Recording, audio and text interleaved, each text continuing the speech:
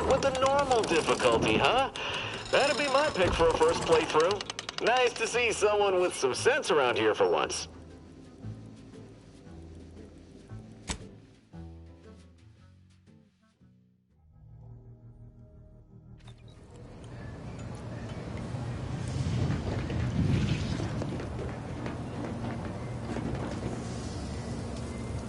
Updating ship roster to reflect the addition of Trooper Silong.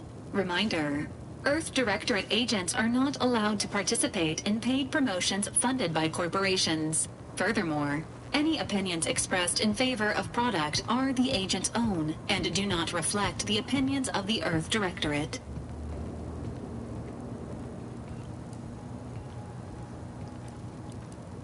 Presenting the Valerie unit, the latest and greatest in a line of Earth Directorate support automechanicals. All you could want in a squad mate at half the cost. The Valerie unit is the exclusive property of the Earth Directorate and is not intended for civilian or commercial use. Resale of this unit is strictly prohibited.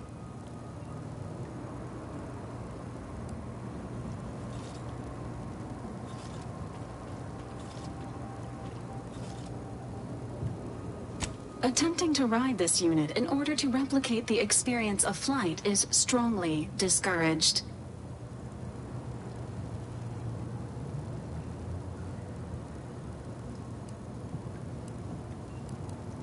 This unit can support up to 100 pounds of weight while still remaining airborne, and is not ideal for body transportation or disposal. Do you have any other queries, Commander?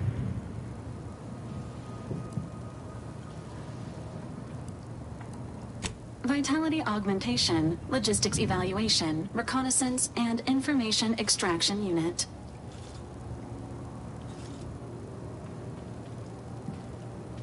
Do you have any other queries, Commander?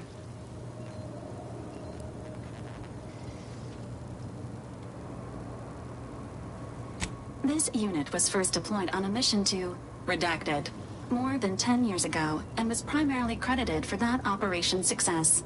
Other highlights include the triumph at Redacted, the rescue of Redacted, and the first successful execution of the Stanfield maneuver in zero gravity.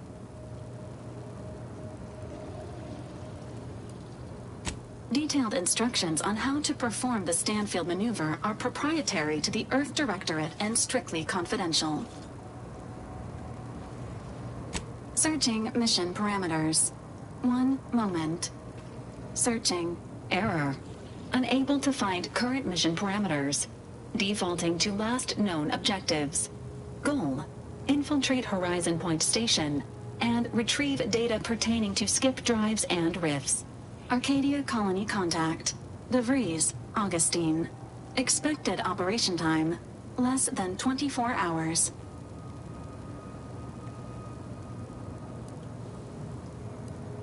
Laughter is the best medicine, second only to anthracillin. Do you have any other queries, Commander?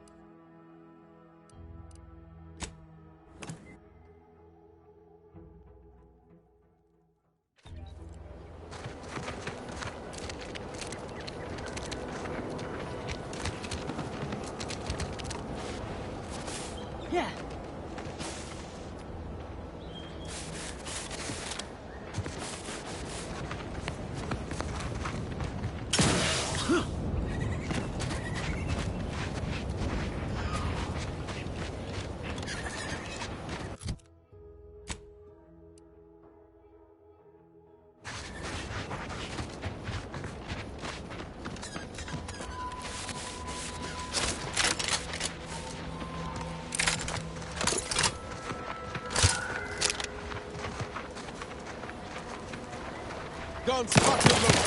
Into the system.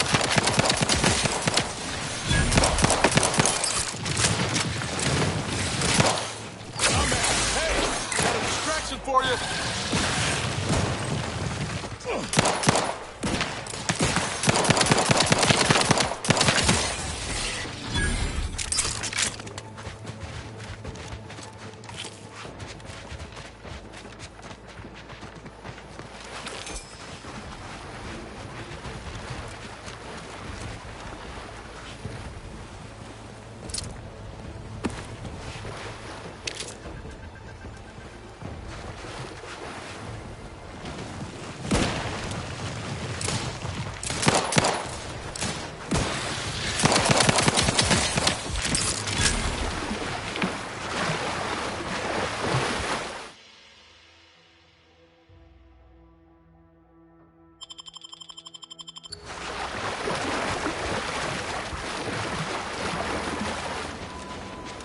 Looks like a fight.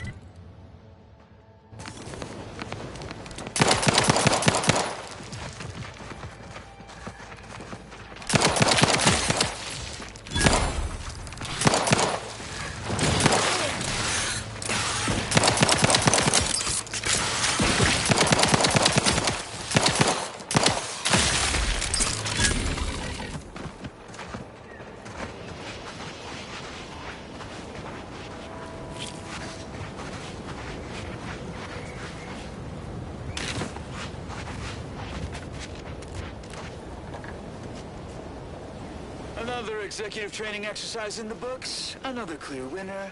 Me. Ain't a contest, Cutshall. Lucky for you. Today sure wasn't.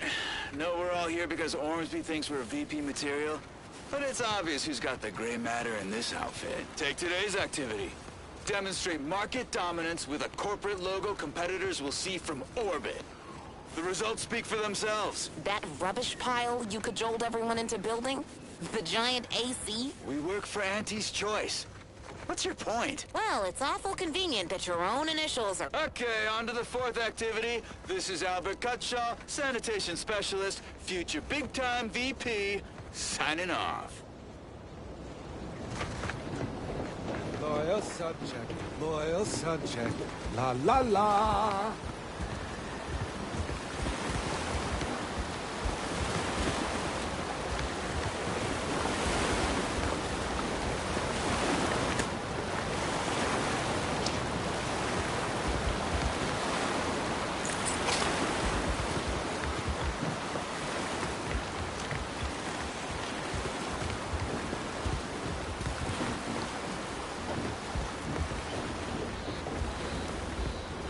Hello. How are you, El? Are you doing tonight? I'm spectacular according to regulation 1, 2, 1, 2, potato.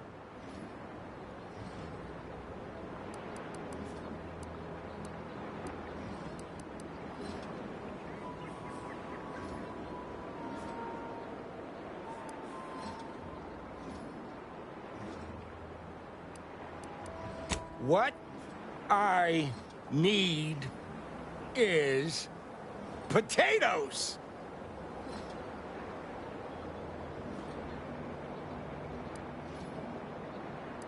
I'm just, that sounds correct.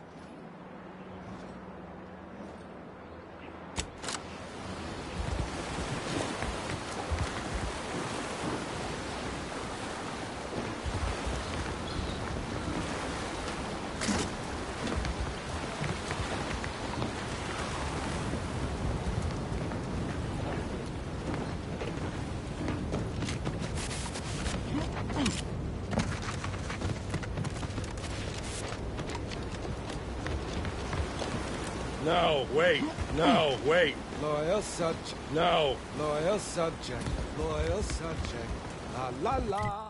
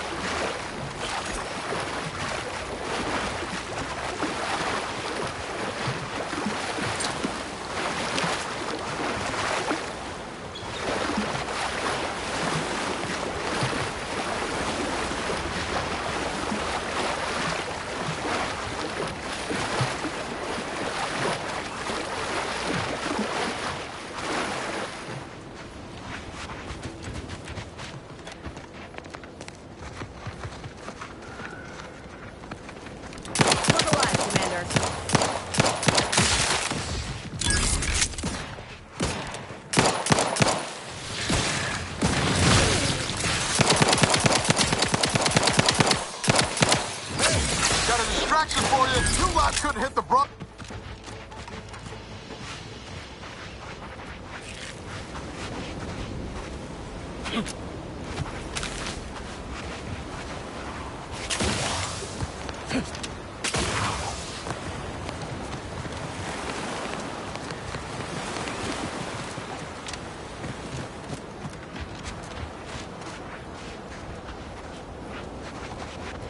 Another executive training exercise in the books. Another clear winner.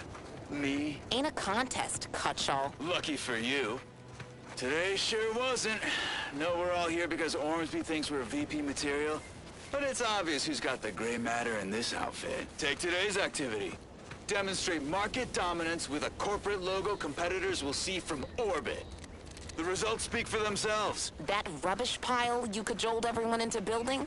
The giant AC? We work for Auntie's choice. Loyal subject. What's your point? Loyal Well, it's subject. awful convenient that La your la own la. initials are... Okay, on to the fourth activity. This is Albert Cutshaw, sanitation specialist, future big-time VP, signing off.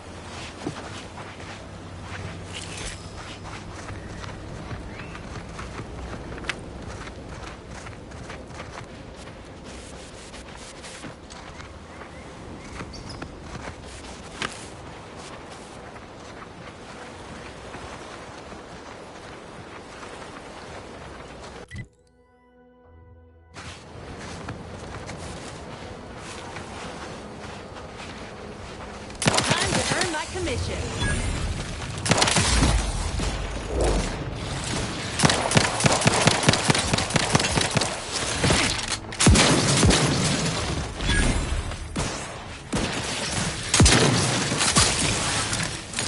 Trigger finger's still tight.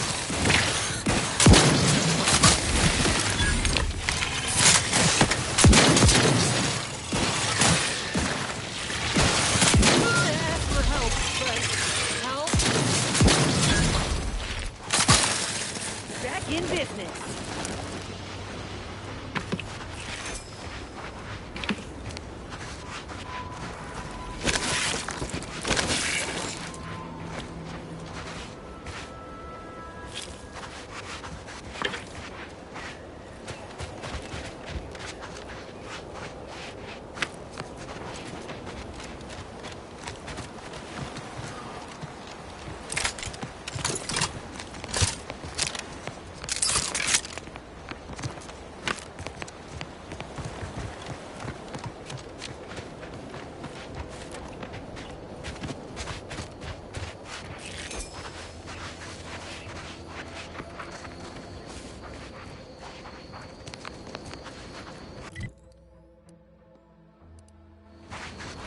See those burrows?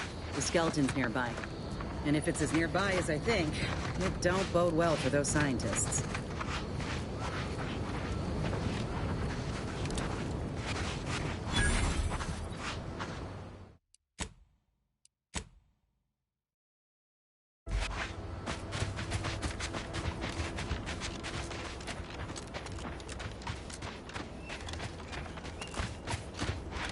Well, you hate to be proven right.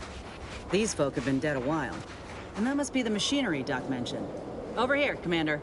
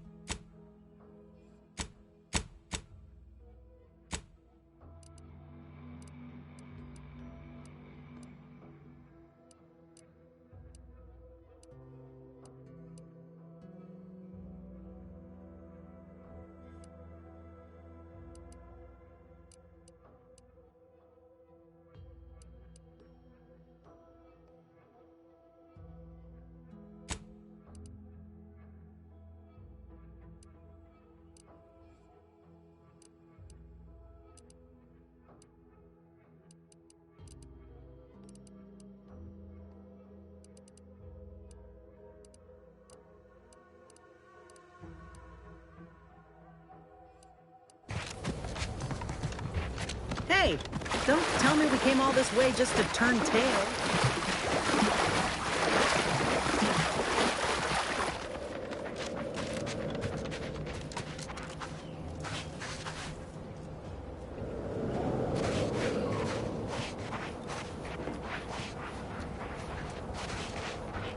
Huh. Seems this terminal reroutes power to speakers around the cave. They were using sound to lure the Krabbles out. Let's see here.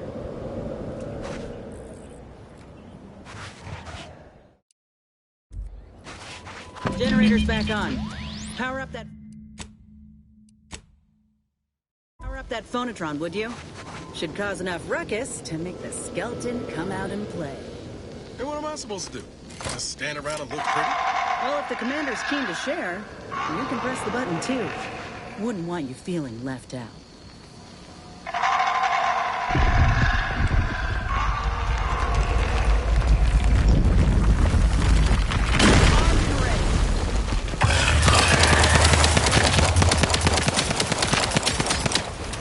Making it easy for us. Watch yourself. Look at him. You! Can't recharge!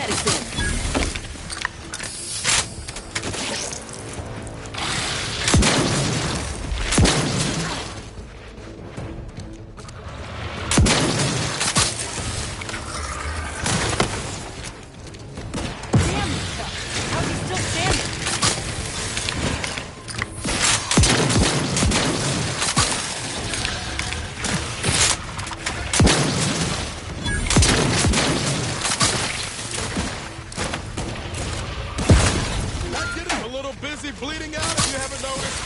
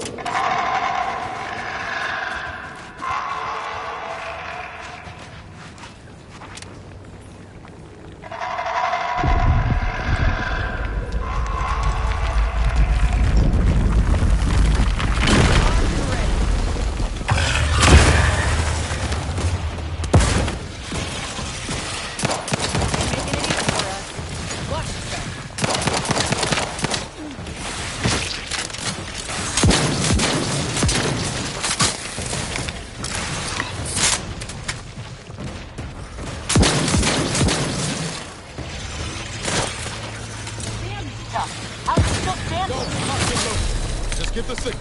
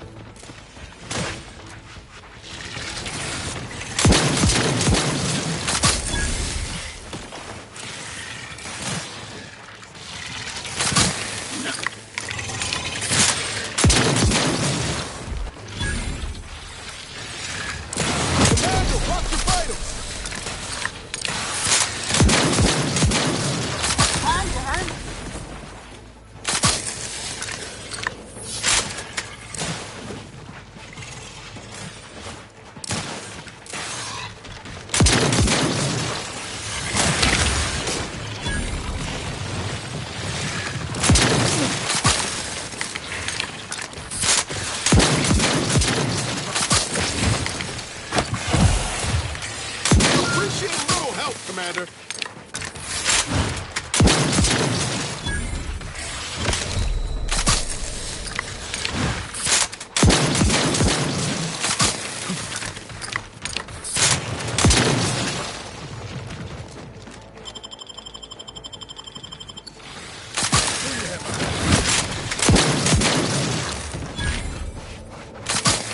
That phonotron was effective.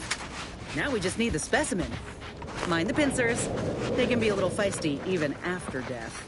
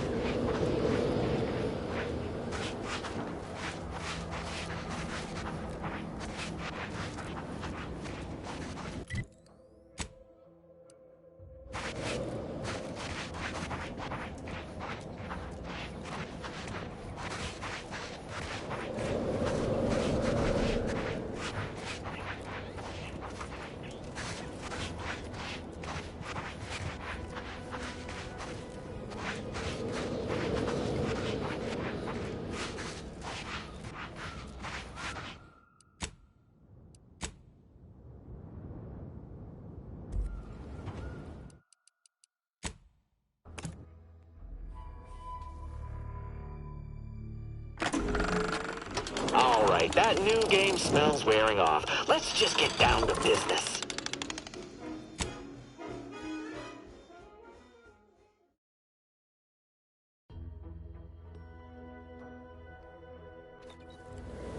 work.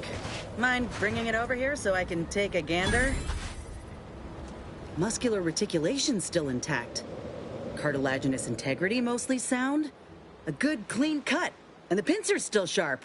Yeah, this'll do just fine. Shame about all the scientists, though. I was hoping this wouldn't be too steep a price.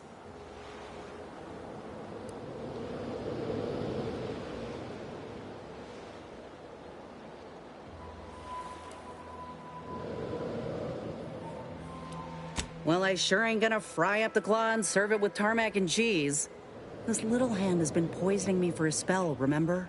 I'm hoping it'll be a salve, as Doc suspects it might be. But seeing it now, I'd reckon there are some other ways I might use it to my advantage. If you still got some hunting you, that Raptidon matriarch's on the loose. Her den's not far from the Vox Relay up north.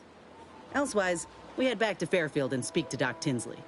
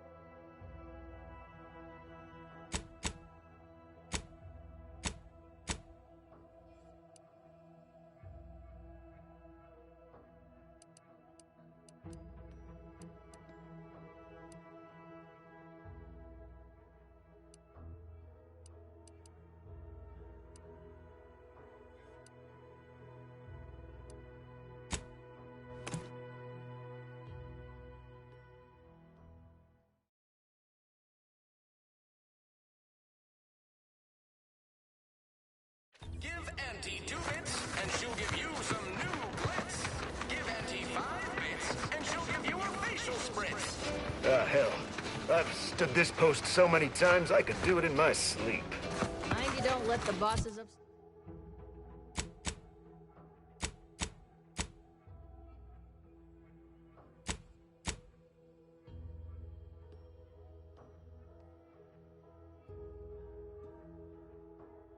Bosses upstairs, hear you say that. Might start getting ideas in my head.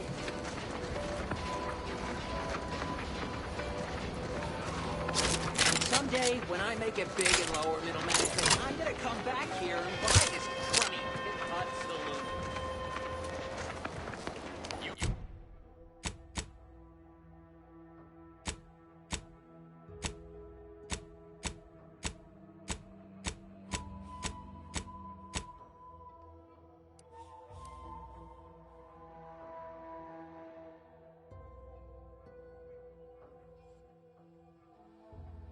Heinous aesthetic without Auntie's joy.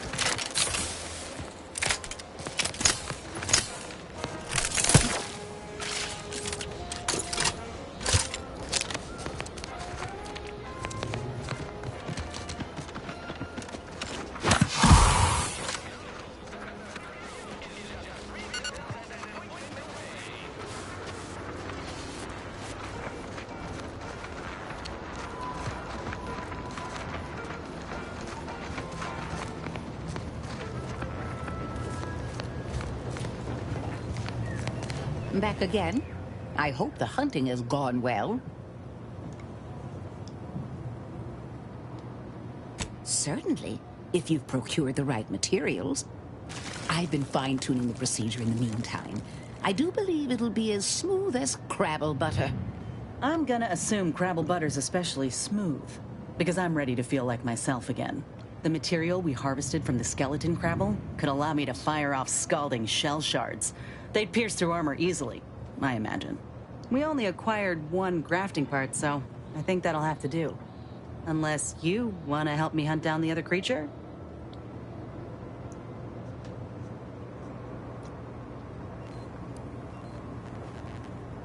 Wise.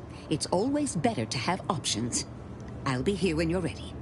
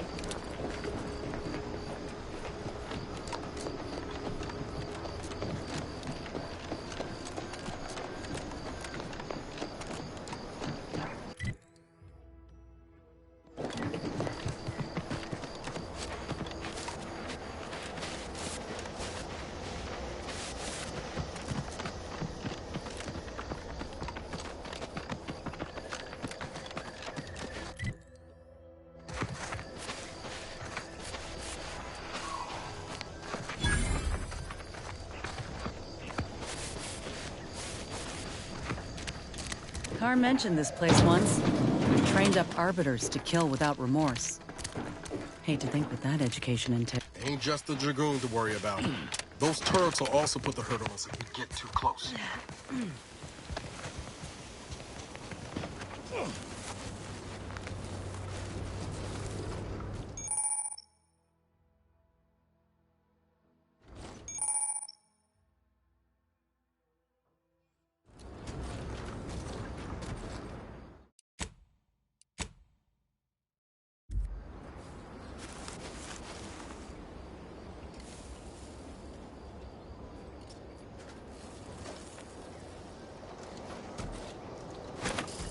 Initiating.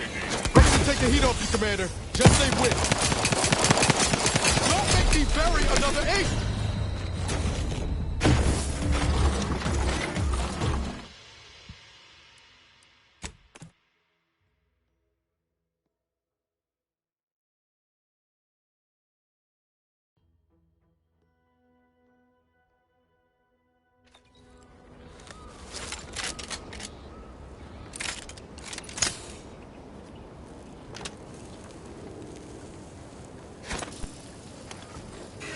Guns cocked and loose.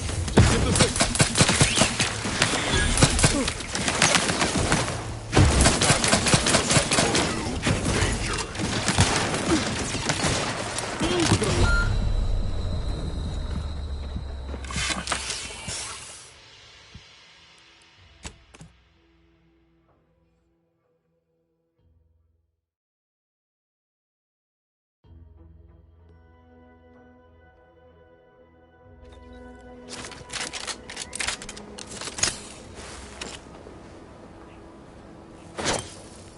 Triangulate. Give the order and I'll take care of it, Commander.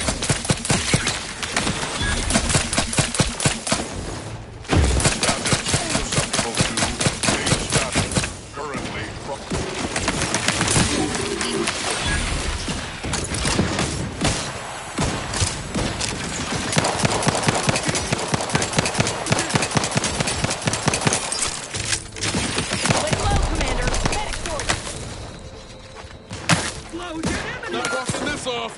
Stand me back up. Too much. Approximating in our vicinity.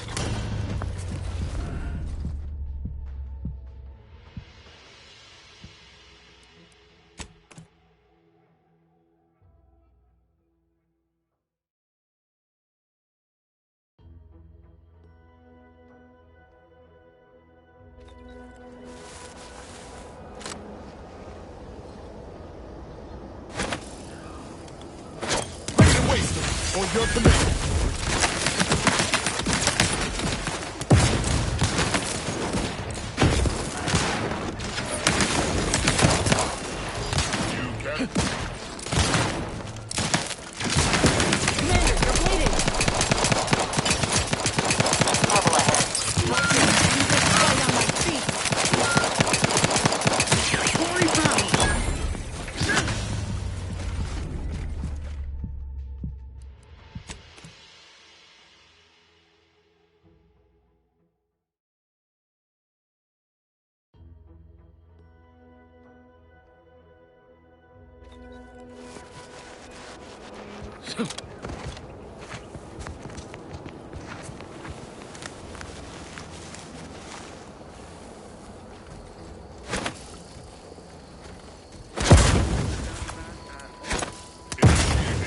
Ready to wait. On your command.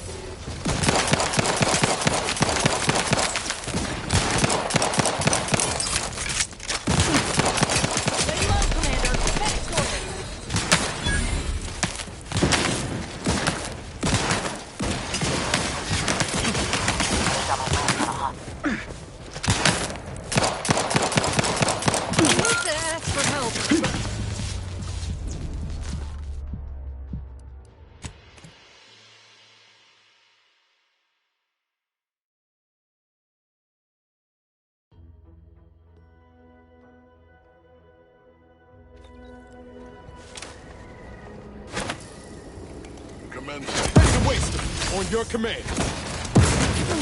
Lay low, Commander. Next order.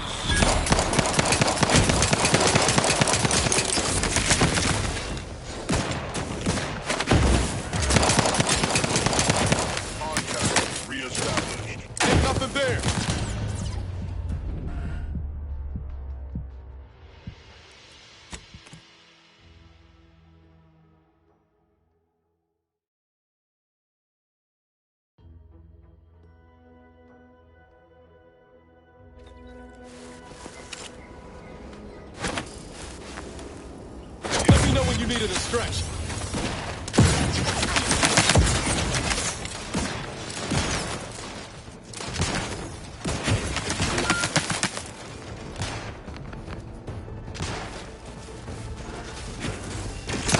You could slow, Commander.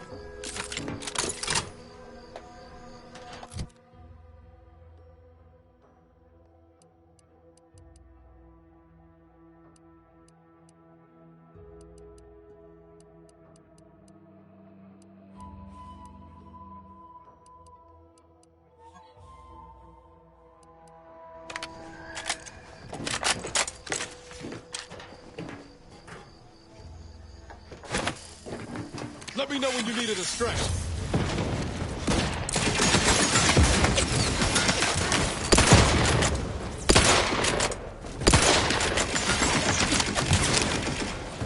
The idea is to kill them before you die.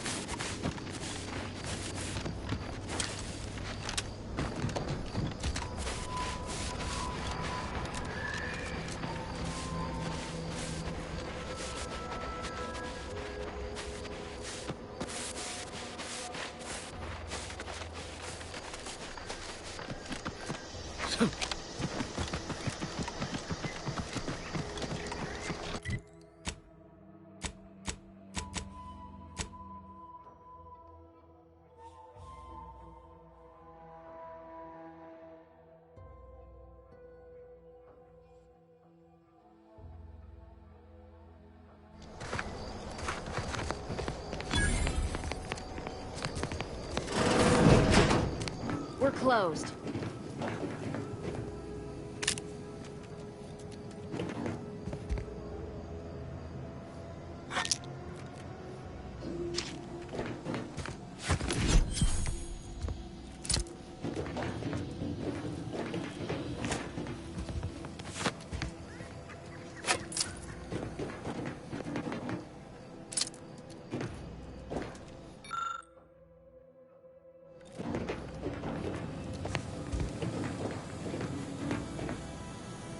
Did you not hear me?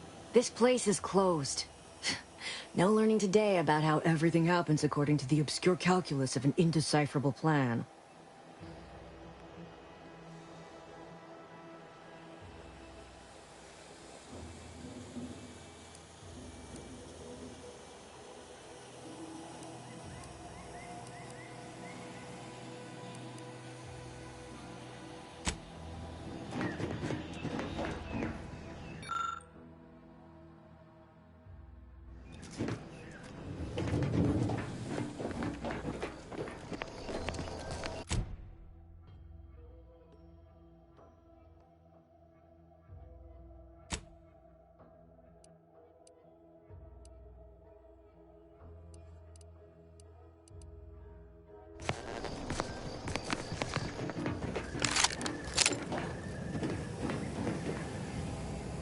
Welcome back to my chapel of fear and futility.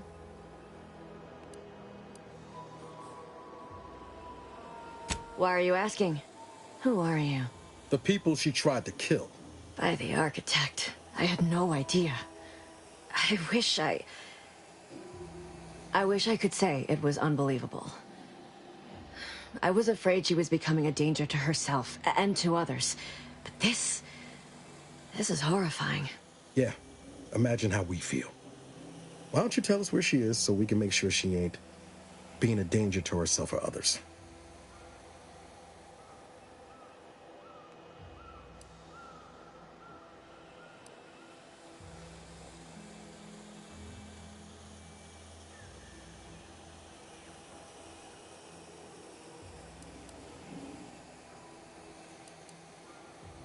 The anguish she always seemed to battle with I fear it may have finally overwhelmed her, and could likely be what's driven her to her present course of action.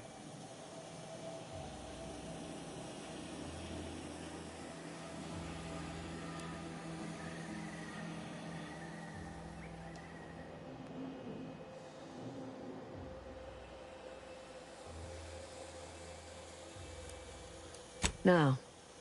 But even not knowing the details, I could see it troubled her. I haven't seen her since before the corporatists invaded the island. I'm afraid she's going to do something terrible, but I just don't know what. Maybe none of this would have happened had I not introduced her to Victor.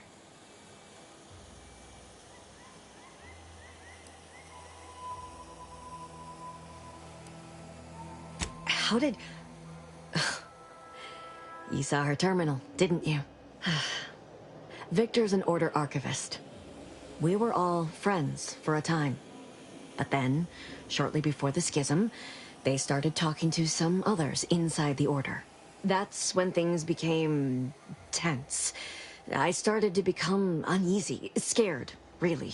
She kept getting angrier with the Order the more she worked with Victor and her other contacts. On top of everything else, it became just too much for me.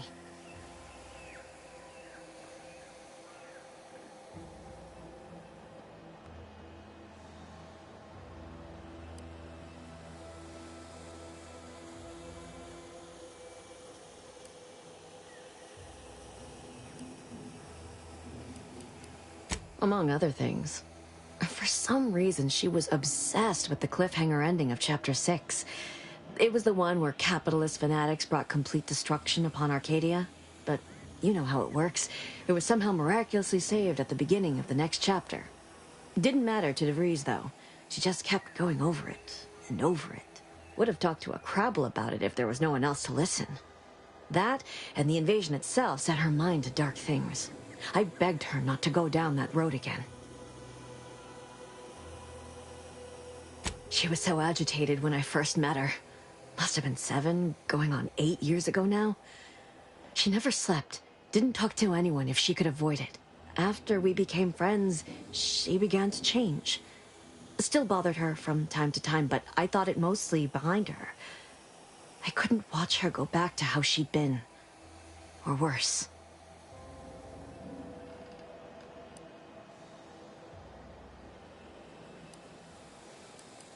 We became friends when she... Well, she saved me. I'd said something without thinking. Must have been distracted. We all know to watch every last word we say. For some reason, she interceded on my behalf with an arbiter. And she convinced him he didn't hear what he actually did. No one does that.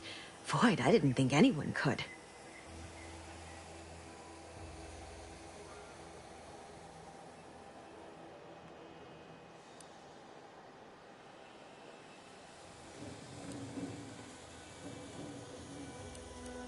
We all were, originally, before the schism. But she never gave it up, even when it became illegal to even mention their name. Which was surprising with how angry she seemed to be getting with them, even as she was deep into scheming with Victor and the others. She even continued to sign her messages, "See you in the equation." It's all so confusing.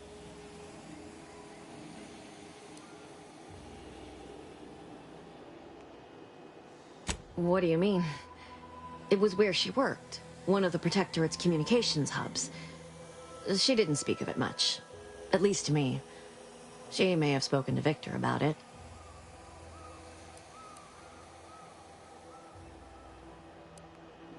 No. But it had to be someone's fault, right? The Protectorate couldn't possibly have failed to safeguard the colony. And they had to answer the accusations the Order leveled at them. She ain't the only one. It's difficult to explain. She spoke about things in unfamiliar ways. I felt her words to be freeing, at first. But slowly, I began to feel unmoored, doubting everything I ever knew. She said learning the truth of things was worth it. But now I question whether her truth was just more of her penchant to sow chaos, no matter who may be caught in her schemes. Some days I wish I'd never listened to her at all. Others, I can't help but miss her. Even with everything. Know a little something about that, too.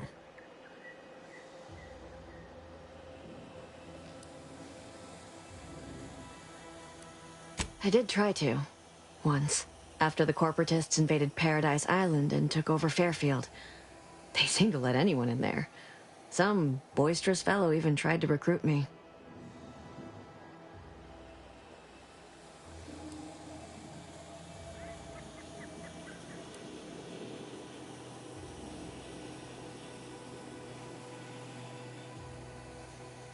Yes, and I am shamed to admit it. Though if she hadn't wanted me to, she wouldn't have told me the code. Same one she used for everything. 15-778. That sounds like it could be her agent identification code, Commander. She said it had some meaning from her previous life. I'd hoped she'd left something for me, but the safe was empty.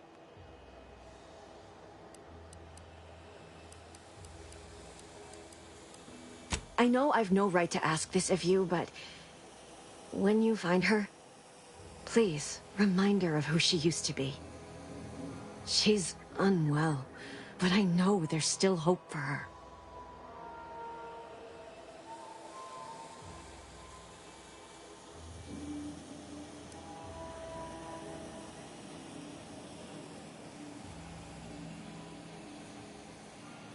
That's all I can ask.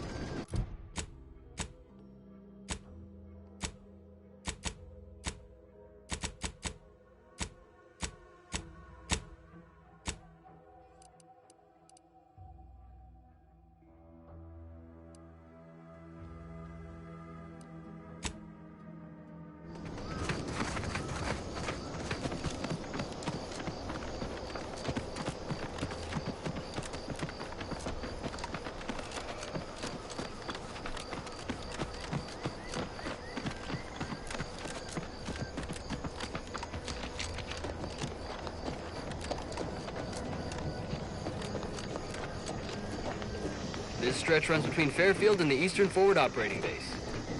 North of here is an old abandoned chapel. Careful, friend. Reckon there might be a few...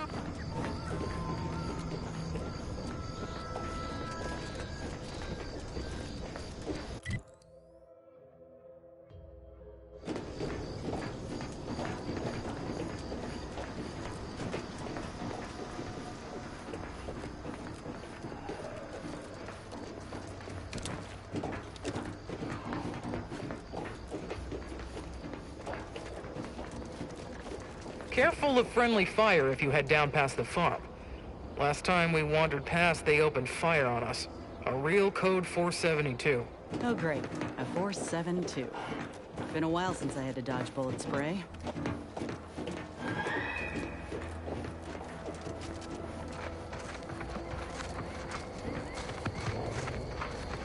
Stay in line or I'll knock you to the bottom of the org chart.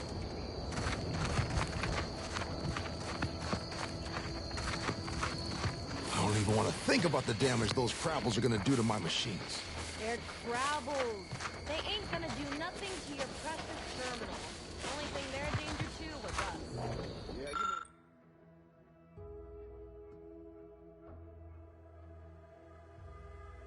you may have the right of it, but I just ain't certain. You're lucky we're patient stewards. Stop that scrounging around.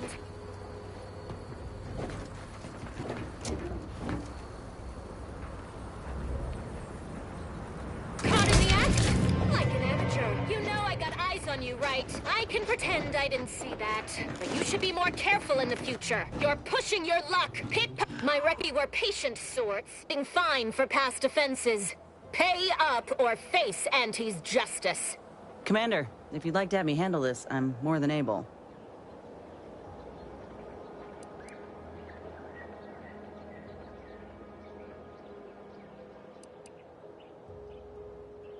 We've got the executive blessing to do company business as we see fit.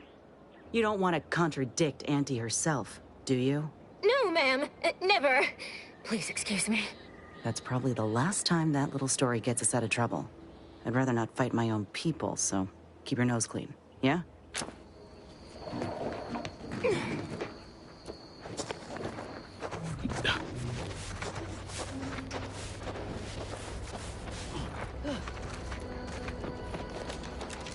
Word is Milver Street is ordering a lot more protectorate survivors in Westport. Once any change is reported. Hey, that kind of work. Always sounds like so much effort. That kind of thing ain't even on my contract. Milver Street is offering bits rewards for any... Scout report.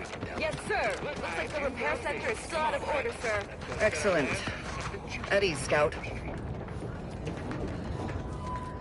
Sorry. Time is bits. Bits is time. Or are, that is.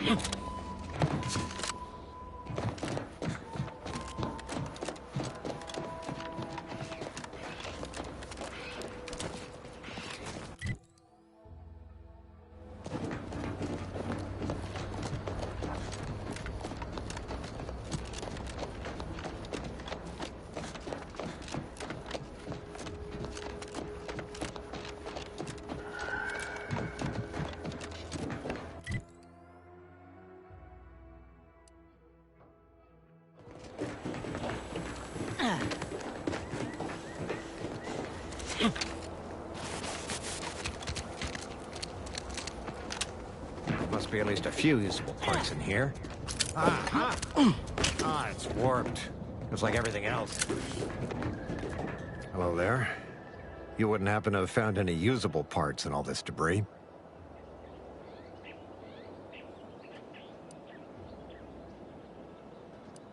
Westport's stockpiles of replacement parts are nearly depleted. I need to find some parts to convert some of our automechanicals, non-combat parts. Fortunately, there's nothing here that's salvageable. Auntie's bombs sure take their toll, don't they?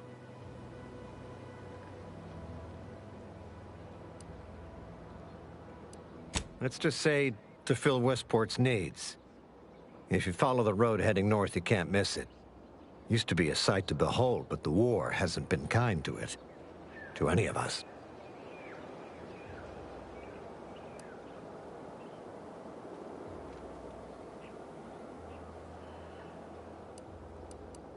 True enough. A few years ago, I couldn't have imagined us running short of anything. And now here I am, digging through scrap for parts. But I digress. Was there anything else? Need to get back to my hunt, you understand? Unless I missed my guess, this looks like it was transporting damaged and malfunctioning automechs from the Vox station to the Automech Repair Center to the south of here. The center is... Say, you don't work for Auntie's, do you? This is beginning to feel more than a little like you're digging for intelligence.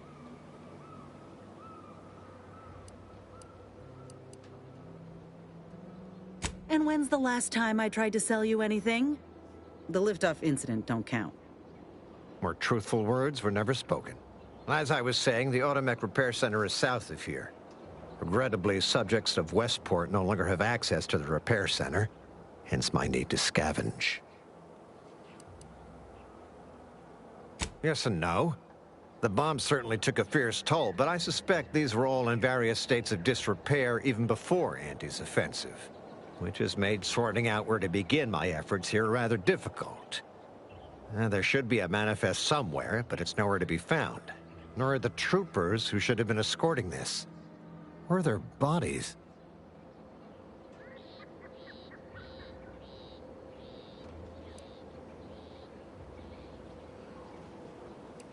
These were stalwart defenders of the Protectorate we're talking about here. Not the spineless stumblewits that comprise the forces of Auntie's choice. No. Some other unfortunate fate has befallen them. Could have been any manner of terror brought upon us by Aunties. Likewise. And please inform me if you happen upon any usable parts.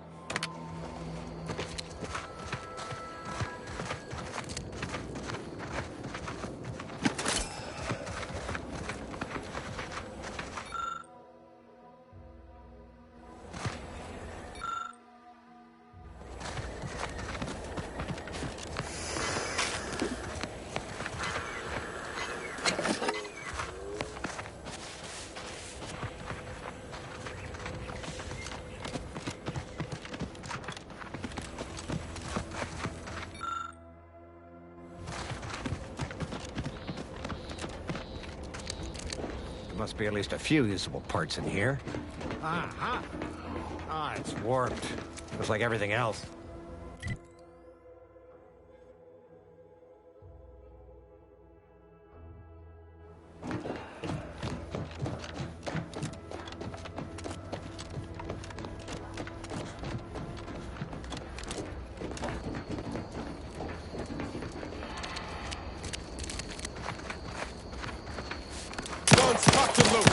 Just get the signal.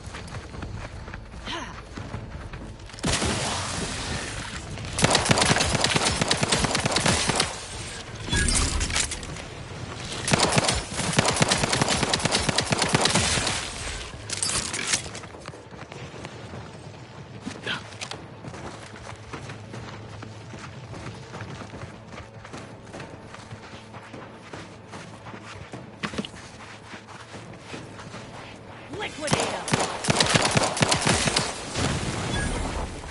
Let me handle this!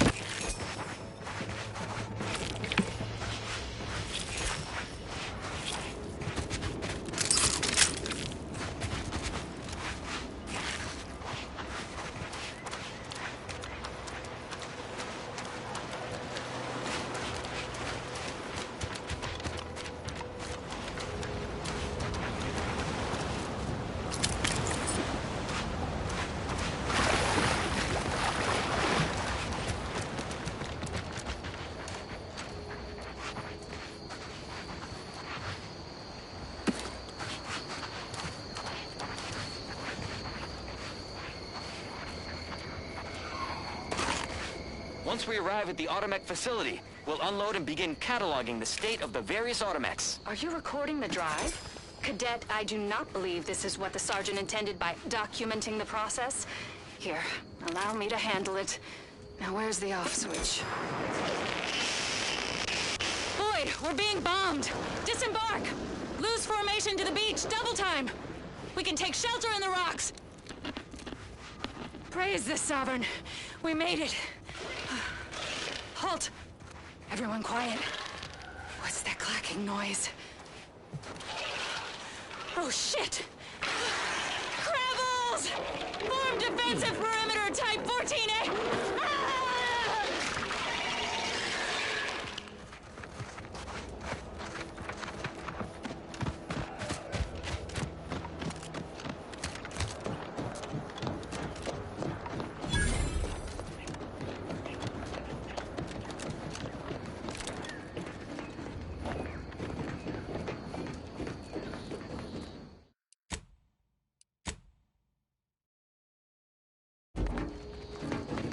Who goes there?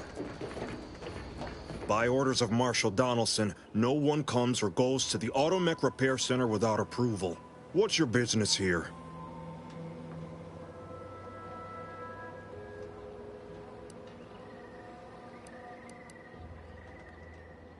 Now you've done it. Slowing down a ranking protectorate official is worth 10, 20 demerits if you're lucky. All right, let's not lose our heads over a simple misunderstanding.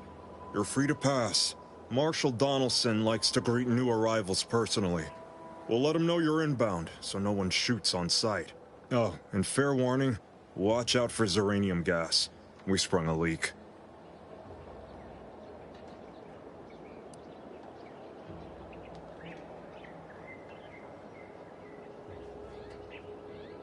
How observant of you. One more thing. Don't cause any trouble around these parts. Donaldson runs a tight ship and has zero tolerance for lawbreakers.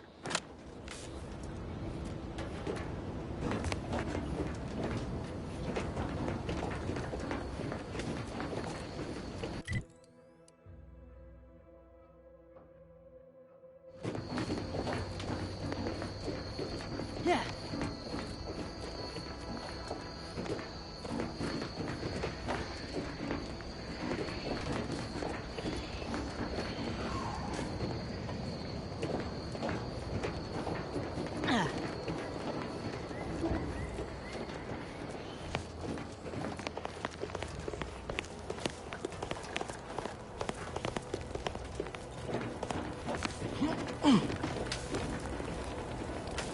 Yeah.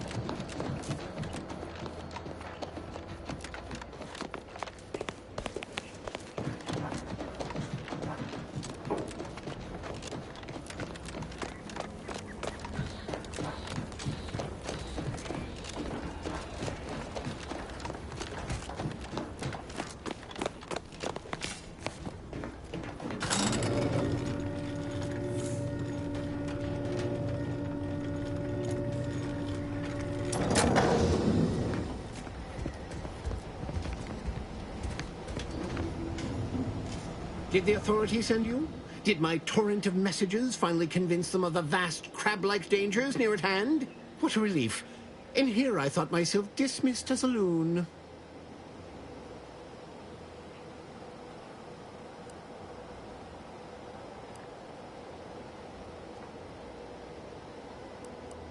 Well, I speak of the Crabbles, of course. You must have spied those nefarious Crabbles, roiling, rippling, bubbling, and churning out in the water. No one at the facility believes me, but I've seen it with my own eyes. Crabble numbers have swelled as they gather to defy us. A consortium, nay, an army!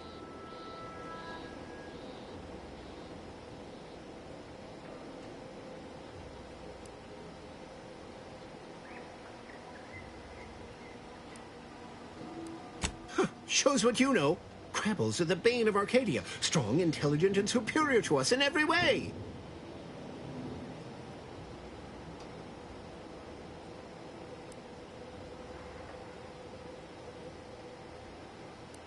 What I need is for more people to recognize the threat at our doorstep. Invasion appears exceedingly probable, nay, inevitable. Heed my warning, stranger. Beware the Crabble!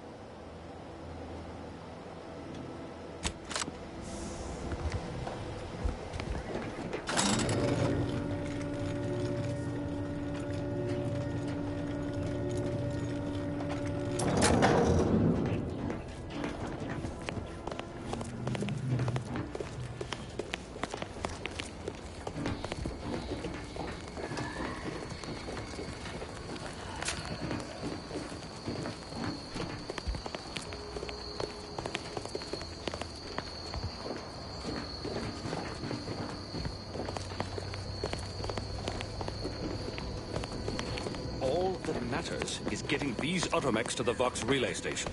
But Marshal, we must adhere to decontamination procedures.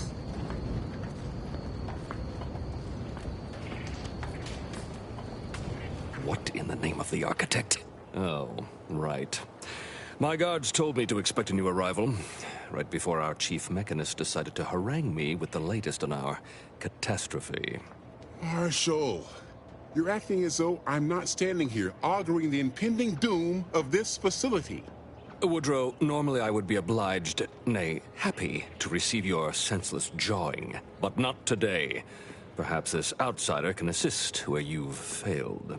I hope you've come to help, because a crisis is bearing down on us, and I've a dearth of reliable hands with which to manage it.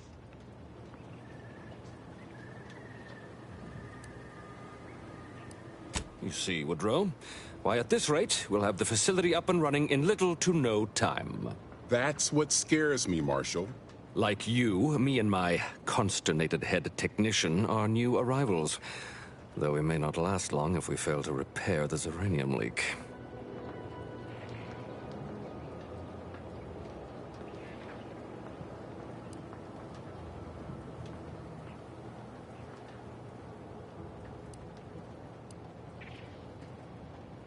Ah, that's where you're in luck. Thanks to our resident uranium scientist, no one needs to die, perish, or suffer any injuries, grievous or otherwise. The Vox relay station needs our automechs. But until that leak is fixed, this facility is a target for the sport of Auntie's armaments. Delphinia Bryant is working on a prototype uranium shield. Whoever uses it will be less disposable and more useful to the Protectorate.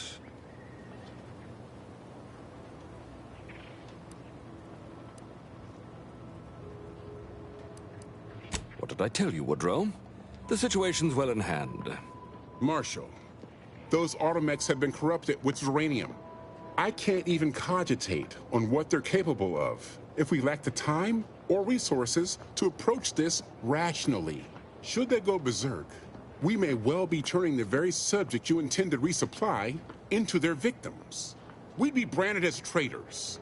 Then perhaps you had better explain to Brigadier Montelli why his defenses are grounded. And you can do so personally, in the comfort of his office. Montelli? I rescind my objection. May the delicate workings of the paradigm point us toward a better way. There's a good fellow. Cleave to your loyalty, and it will never steer you wrong.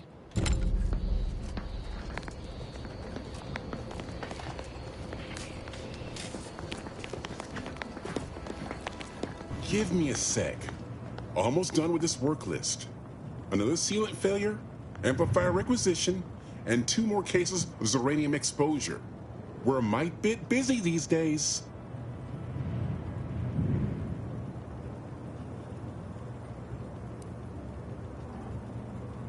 The Marshal is under a lot of pressure to deliver automechs to the Vox relay station, but I'm responsible for their quality control. If even a single automech steps out of line, it will be the end of me.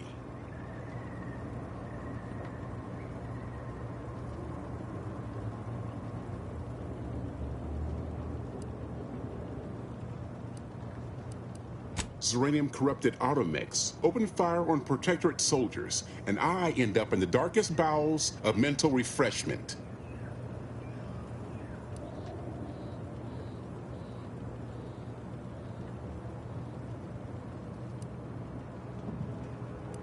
I'd rather not find that out the hard way. The Marshal is a good man, but he values speed while I value accuracy. Neither of us is wrong, but in this case, we both can't be right.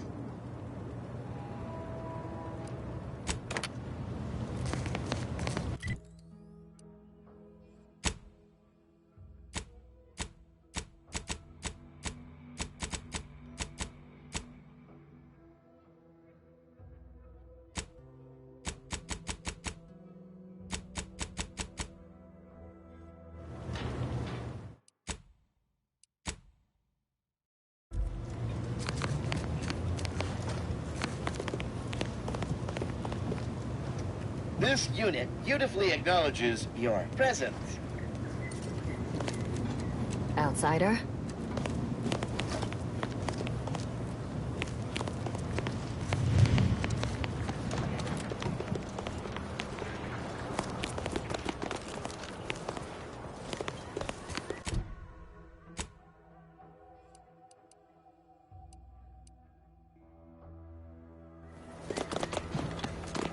Might be wise to give that large gas cloud a wide berth. Don't think there's any...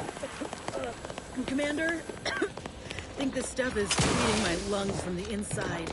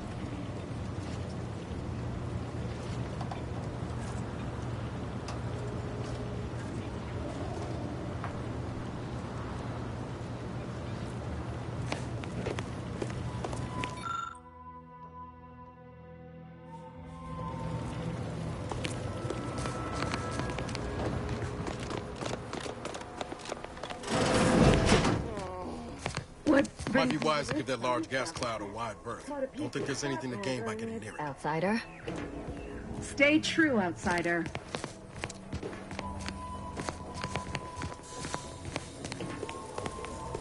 Oh, a new arrival.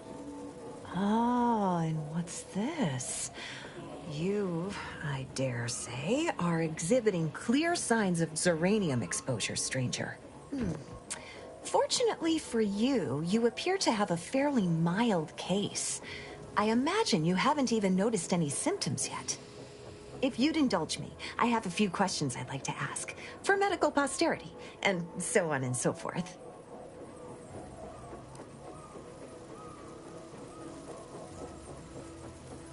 I'm afraid I require more information before I can render treatment. That will ensure you get the care you need, and it will only cost your time.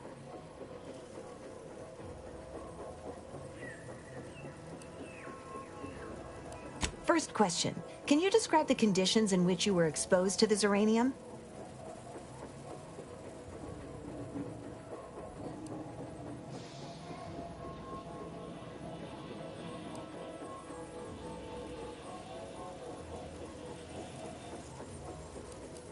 I'll mark it down as haphazard meandering then. All too common these days.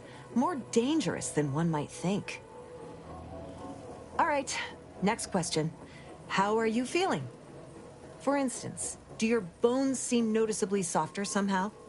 Have you observed any sterility on your way in? Or aching in your thyroid or spleen?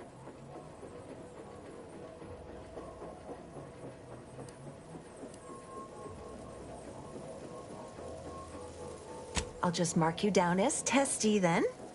As promised, you're due a round of advanced Zeranium therapy of the highest possible quality.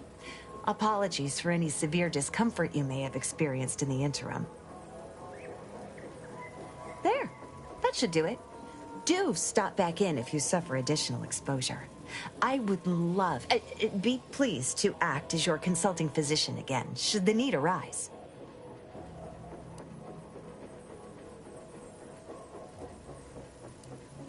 Oh, gladly. I've rather dedicated my life to researching its unique form of matter. What would you like to know? Zeranium is a crystal. Even in its raw form, it generates energy. But once refined and stored in a quasi-gaseous state, its output increases exponentially. Zeranium is found in a liquid state as well, but it's far too hazardous and inefficient for our needs. Refined Zeranium is used to power nearly all major Protectorate technology. It's an amazingly efficient power source. However, it's also highly unstable and must be mined exceedingly carefully. Even minor bumps or jolts can cause Zeranium crystals to explode.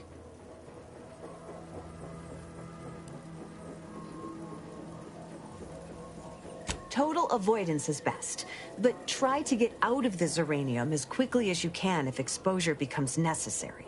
Come to think of it, there may be some exciting new breakthroughs in the near future.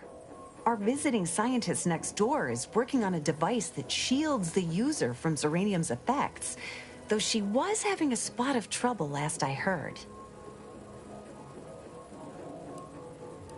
Zeranium in its default crystalline state poses two risks. First, it's extremely volatile, exploding with an immense burst of energy if upset in any way.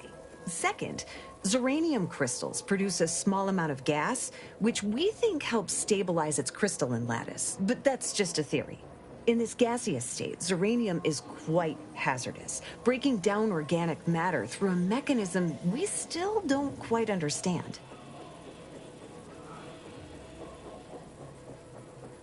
The concentration of the gas is a critical factor. A person could remain in a light haze for several minutes, whereas a dense cloud can kill near instantly. Anyhow, I could talk about this all day if I let myself. Hope I haven't bored you unduly. Was there anything else I could help you with? Well, look who it is. What is it this time? Don't have much to spare, but you're free to have a look.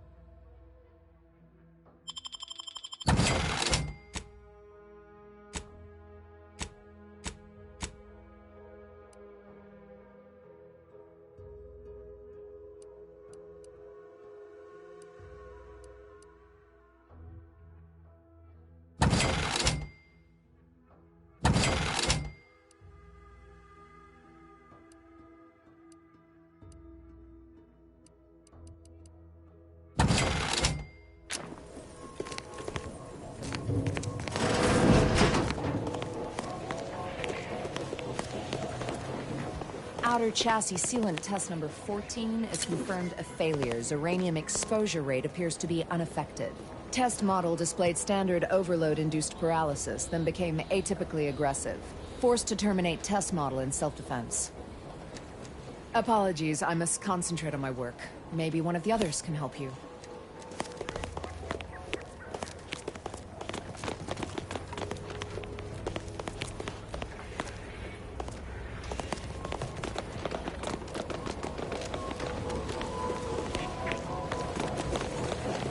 Prudence dictates we cherish all we have.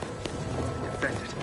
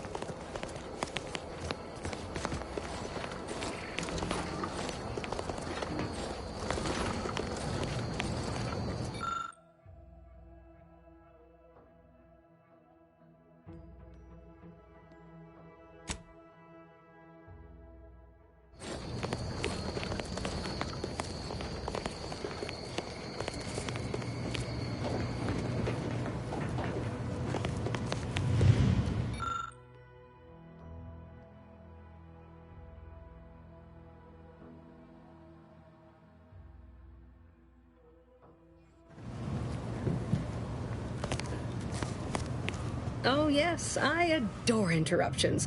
I was just saying, what's best for stoking the spark of invention? Regular disruptions to one's train of thought. Now what is it you want?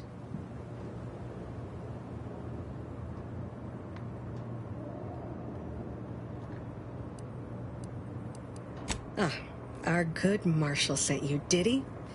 Well, unfortunately, the device is taking longer than expected.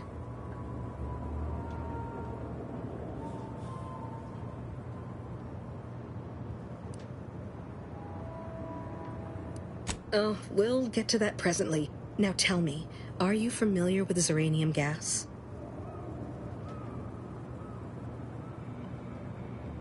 One and the same. That building took the brunt of the damage during a recent attack, and now it's spewing valuable Zeranium all over the place. I could speak at length about Zeranium's many captivating intrinsic qualities, but suffice it to say, in its gaseous state, it's rather deadly. So what am I endeavoring to create?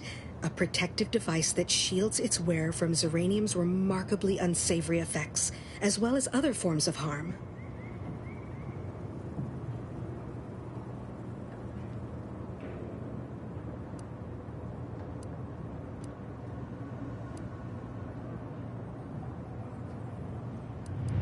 Sadly, there is a kernel of truth in your boorish observation. While the device is nearly operational, a particular minor detail has proven more challenging than expected. Rest assured, I'll have the final kinks ironed out in no time. Alas, while I'm occupied with inventing this shield gadget, I also find myself in need of assistance regarding its key components. Good, good, wonderful. As an added incentive, I'll allow you to keep one of the prototypes once the work is finished, so you be sure to give it your all. Now here, you'll need this apparatus. It's for collecting stray Zeranium effluvium. Gas, that is. My supply is running low from all the iterative testing I've been performing. Merely activate the device once it's inside a Zeranium cloud, the one around the main hangar specifically. Try to avoid any fields of dense Zeranium, or death is all but assured. Any questions?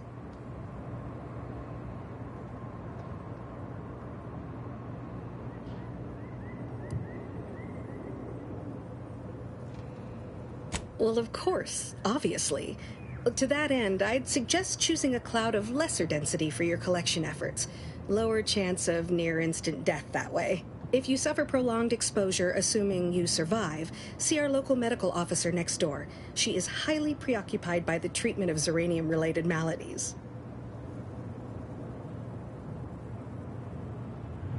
Normally, yes, but on the off chance that environmental exposure has altered the gas here in any way, I'll want to work with local samples. Ideally, the resulting shielding will protect against any gas, but since it's of utmost importance that it work on the gas here, I'll be calibrating against that. I believe that covers all the necessary education for this particular assignment.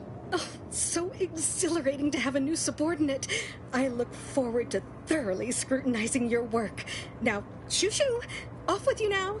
Gather those samples! Shoo!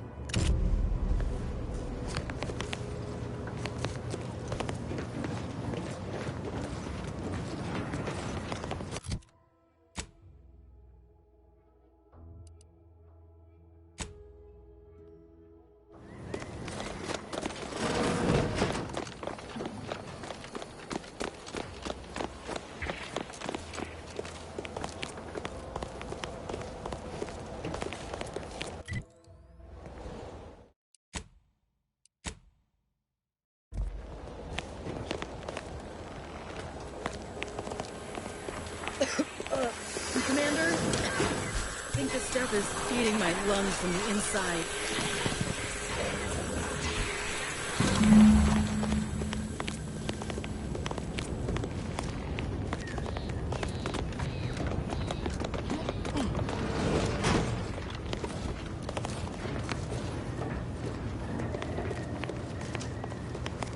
My little minion. I trust you've made progress in your tasks? What did I tell you? Perfectly safe. Either that or you tolerate Zeranium poisoning like a champ. Good for you. Should you suffer from any lingering symptoms of contamination, visit the medical center and they'll get you squared away. Now, on to business. The device already generates a field exactly as specified, albeit on a very small scale. Still, progress is progress. What's needed now is something to help extend and shape the field around the user.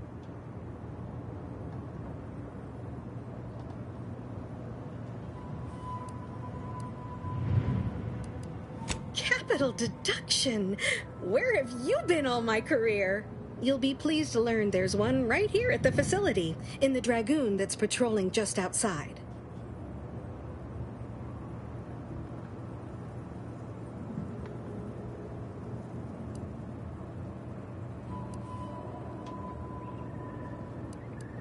You guessed correctly. Our chief mechanist was rather hostile to the idea. So you may have trouble getting your hands on the catalytic amplifier.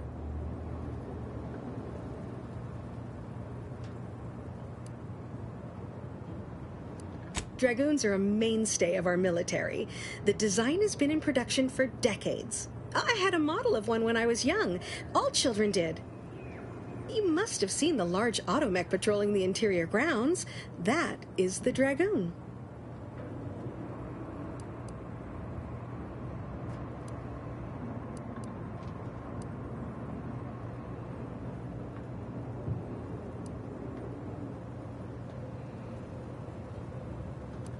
I'm sure he's just being cautious. Should Auntie's choice attack us, we don't want to be caught defenseless. No doubt he also seeks to retain an unspoiled automech, since the others are by now riddled with Zeranium poisoning. Good. A flexible mindset should behoove you on this task. Perhaps the chief mechanist will prove more receptive to your request. Failing that, be prepared to exercise creativity if needed. One last thing. The Dragoon must not be harmed. Not only would the amplifier likely be damaged, but we'd both be summarily executed, assuming we survive the firefight that ensued. Well, off you go. Shoo.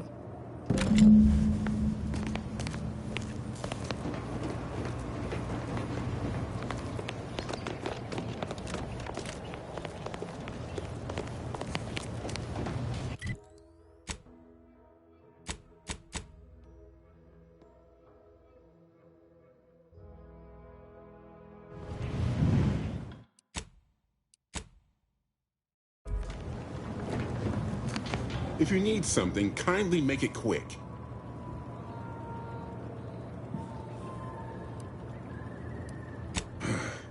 She and I have been over this 100 times. Please understand, the original staff of this facility were rounded up and refreshed because they couldn't safeguard a protectorate asset. Why should I follow their example by reducing our sole working dragoon to a pile of unpatriotic scrap? I can't. I won't.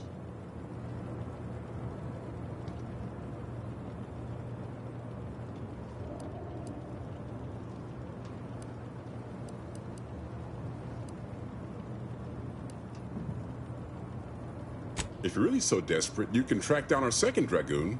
Damn thing wandered up the coast and hasn't been seen since. I'd have sent someone to retrieve it myself, but dragoons are stubborn when their instructions are unclear.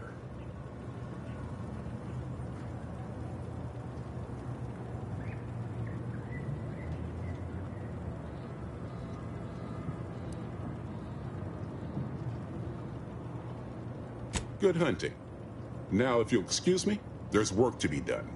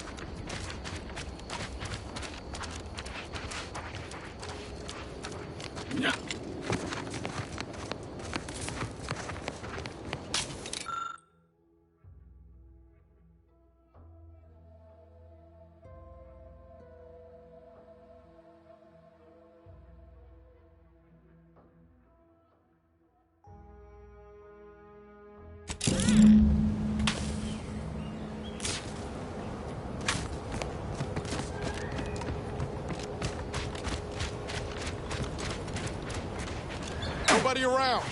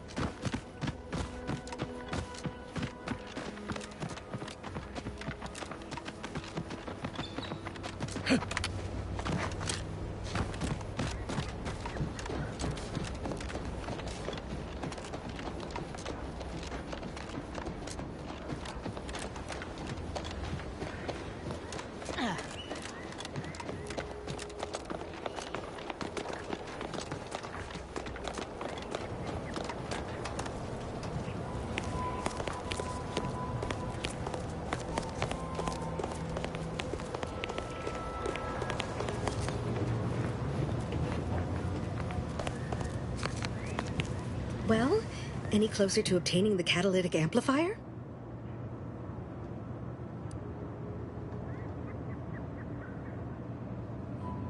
Until a more convenient date and time.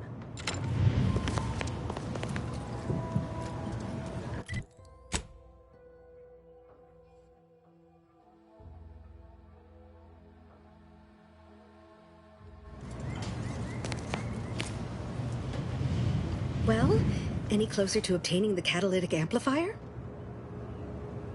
Oh, superb! I'm almost tempted to ask how you managed it. But pressing on, just a moment to remove what I need and install it in the prototype.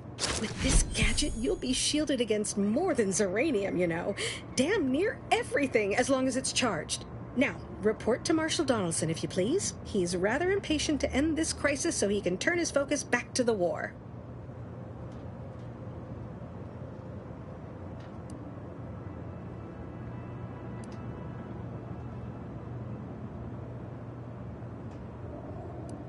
Don't thank me. Just doing my part for the sake of the paradigm, same as anyone.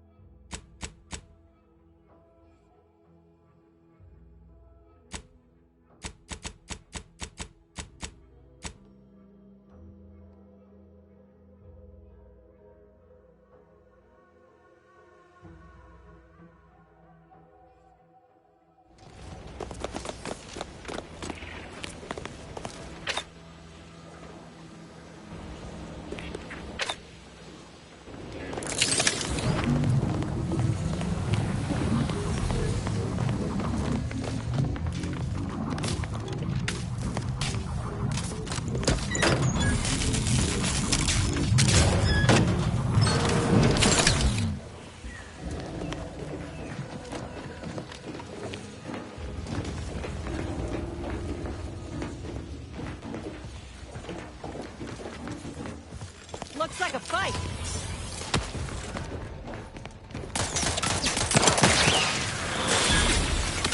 You're looking pretty scathed, Commander.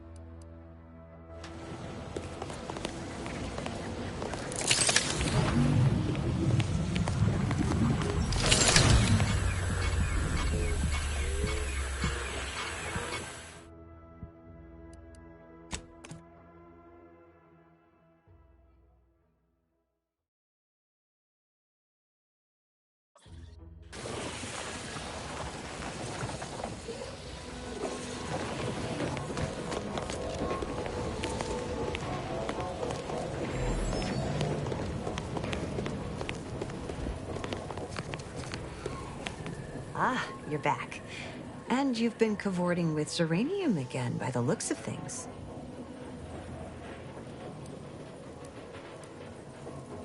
Certainly, there is a nominal cost for treatment to cover essentials.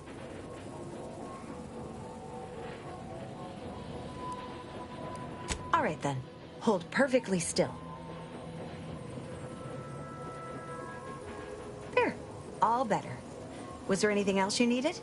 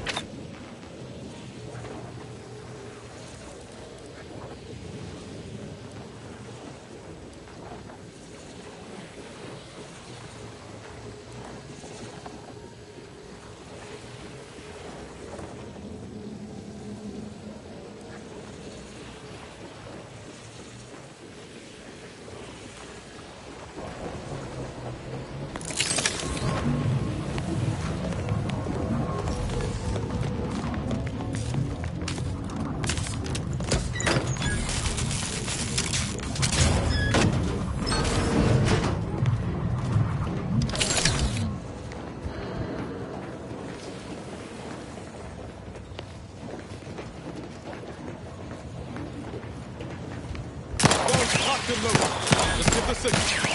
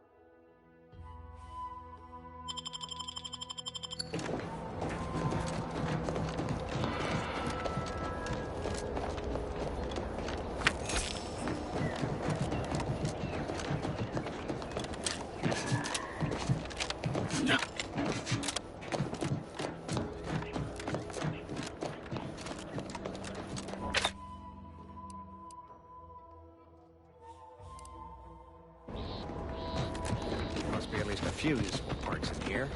Ah, looks like everything else.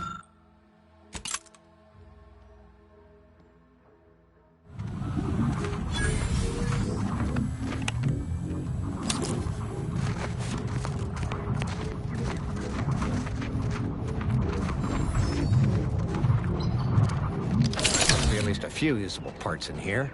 Aha! Oh, there must be at least a few usable parts in here. Aha! Ah, it's warped. Just like everything else.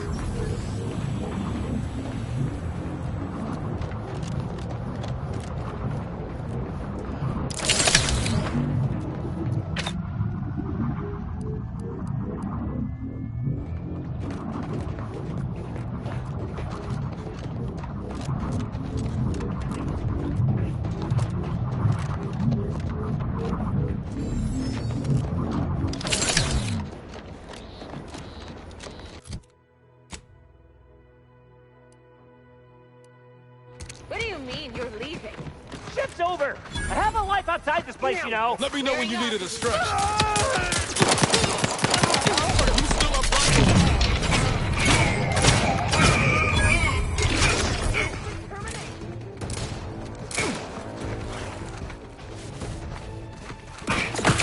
Look at a few courts low, Commander. You're fired!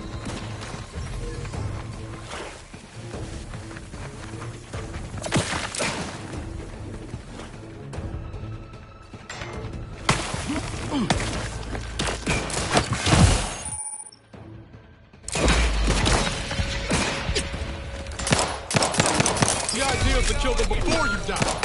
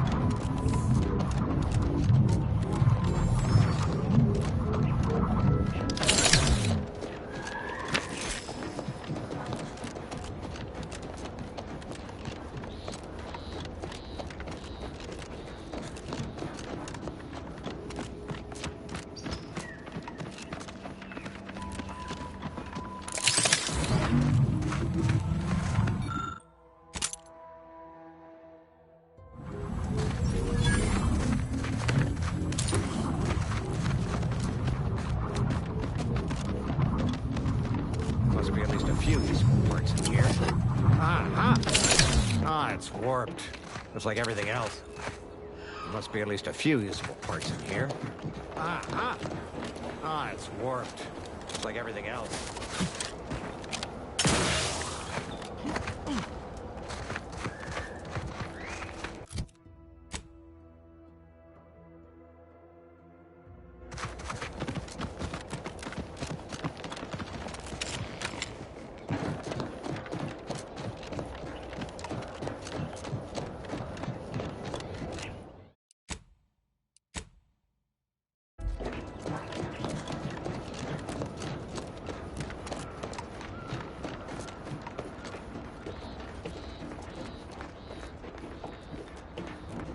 What do you mean you're leaving? Shit's over! I have a life outside this place, you know! A life? Outside our labs? No! Audacious advances requires commitment!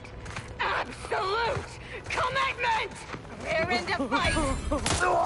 Ready to take the heat off you, Commander. Just say which.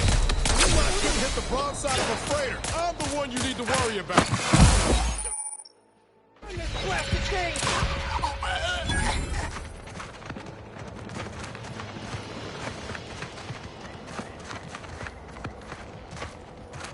Excuse me?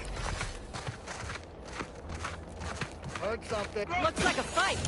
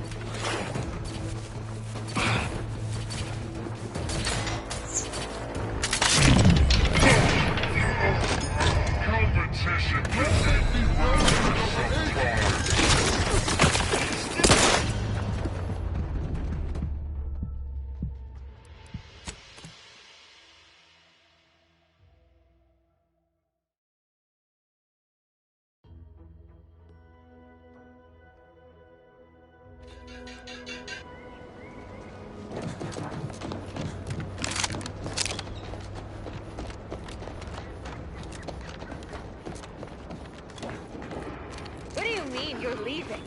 Shift's over. I have a life outside this place, you know. Guns locked and loaded. Let's get the signal. That couldn't hit the broadside of a freighter.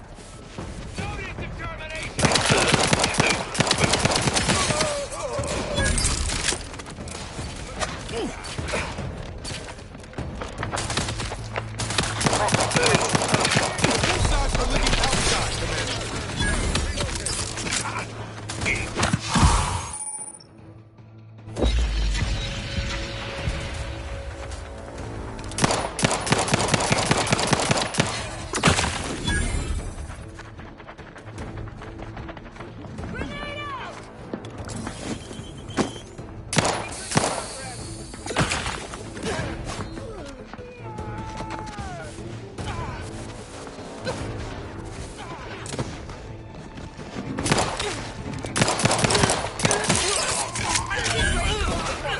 At best.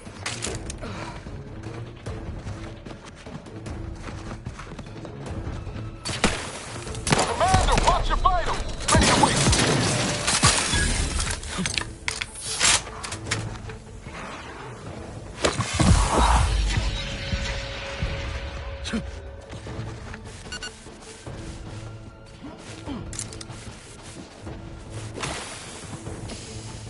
Hunkering down.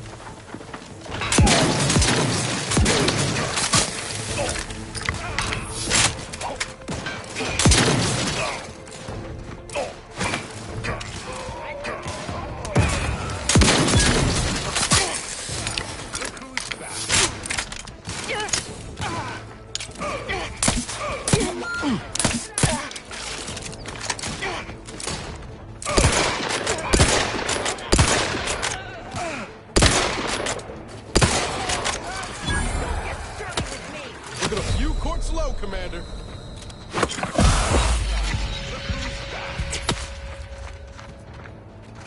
Damn it. Reload.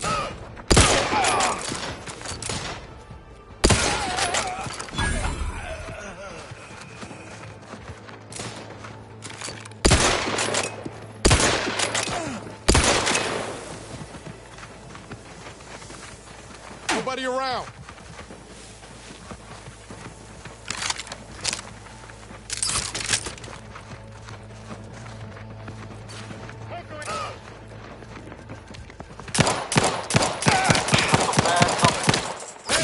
Got a distraction for you. Up.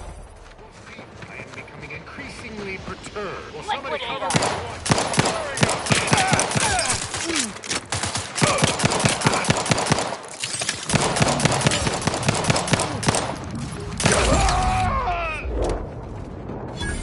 Back in business.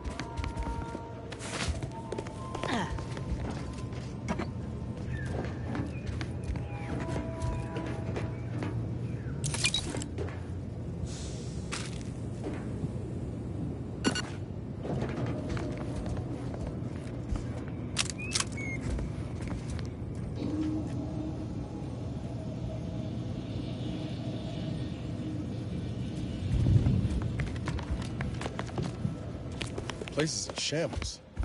What happened here?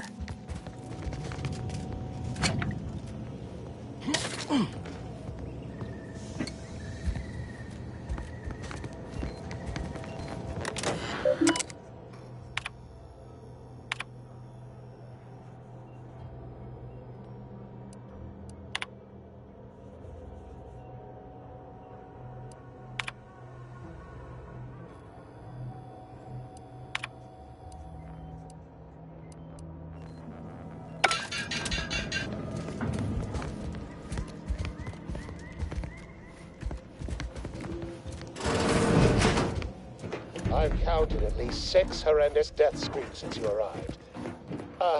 You must be affected as well. Could it be? You seem an honest-to-goodness rational human being, unhindered by bloodlust, unshackled from their basal ganglia. Well then, by the Loeffler Risk Intercession Act, under Outbreak Provision 5A, I hereby press you into service to aid me in our present crisis. I, Elmet Ormsby, Product Envisioner, Department of Proprietary Methodology and Audacious Advances, am your interim supervisor.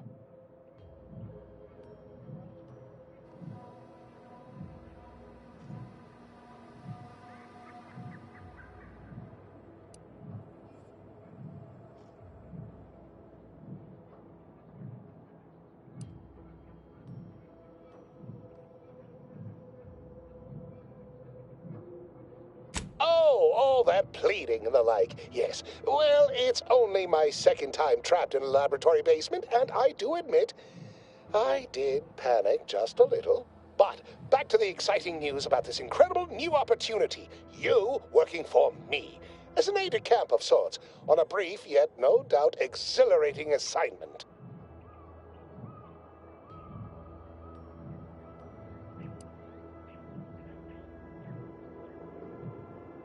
Assuming success, your fee will be based on the length of your involuntary impressment, dangers from exposure to undisclosed hazards, etc. It should be quite fair.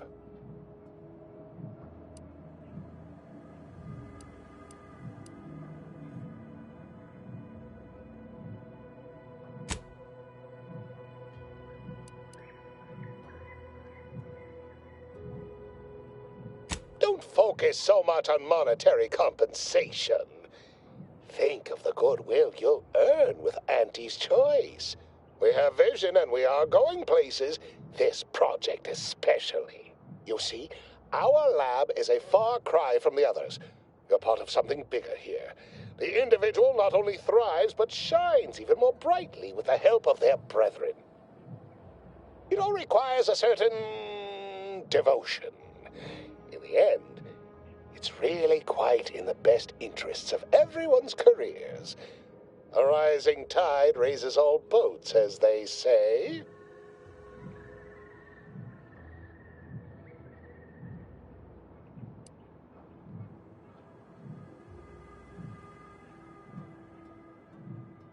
Speaking of the team, such as they are in their present deranged state, how did you make it past them? You know, without being killed.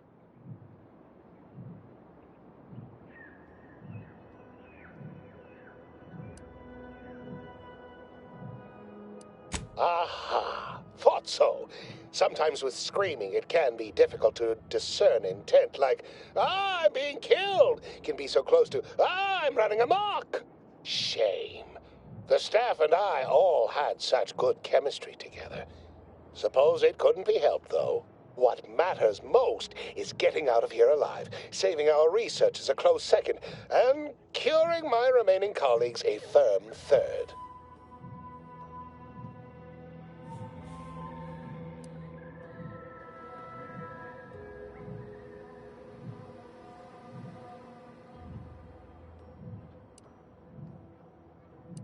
As you're now one of them, I'll take that as a compliment. But enough glad-handing me. Regarding what we need, well, it should all be rather straightforward, yes? I suspect we'd use a top-down indirect coronium synthesis method, don't you think?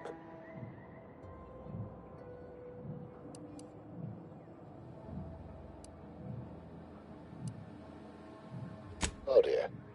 It's occurred to me this might benefit to some extent from medical training. Are you perhaps someone well versed with pharmacological matters?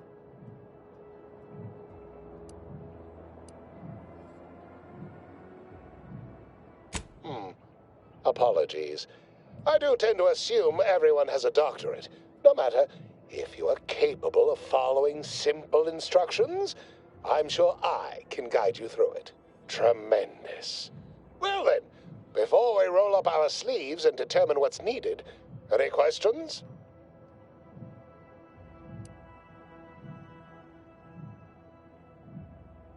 Whole thing was ghastly. One of my assistants and I heard a loud noise. He left to investigate while I continued working on our experiment. When he failed to return, I peeked outside and saw the others run in, bloody, gibbering, hunting for targets. They'd clearly been exposed to some virulent new form of experimental agent. I ran back and locked myself in this test chamber to avoid contamination. Well then, anything else before we proceed?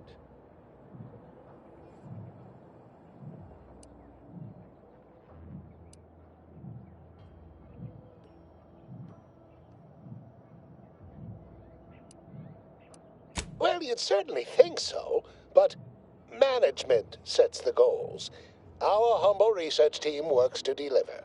But as much as I'd love to natter on, we probably ought to get matters underway. We'll need two things: fresh samples of the red spores and the findings from the expedition that originally uncovered them. After that, an antidote should be possible in relatively short order, with your skilled assistance, of course.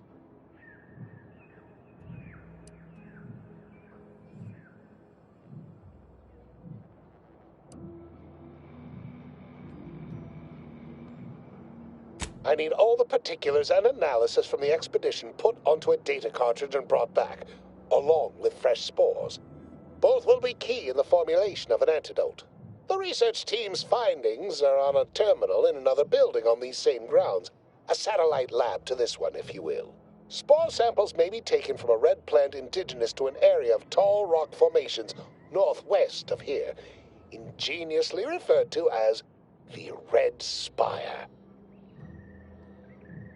Once we have an antidote firmly in hand, we can save my remaining colleagues, so best not murder them all in the meantime.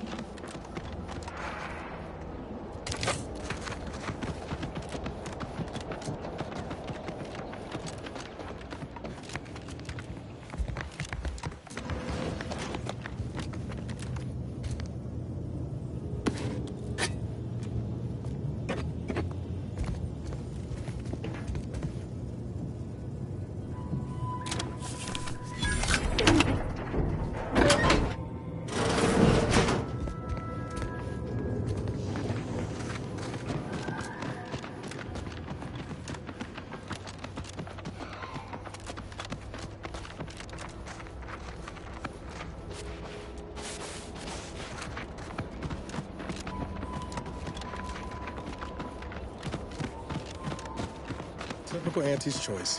Moving fast and breaking things.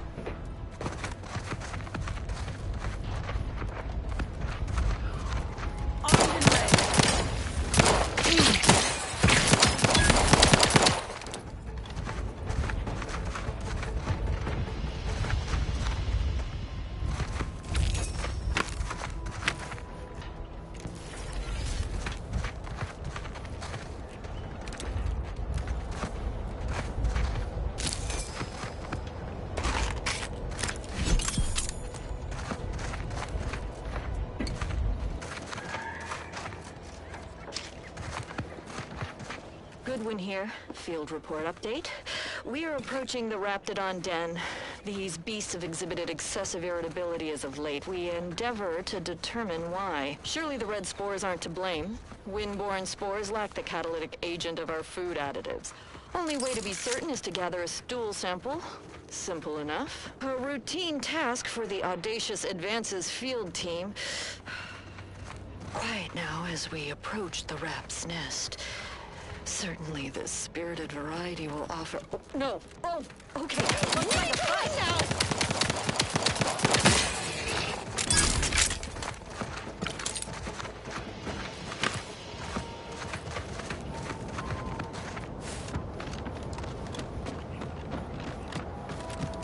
Let me handle this.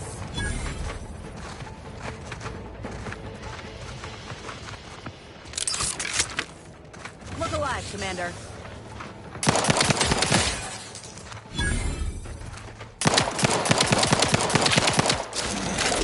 Triggerfinger's still tight!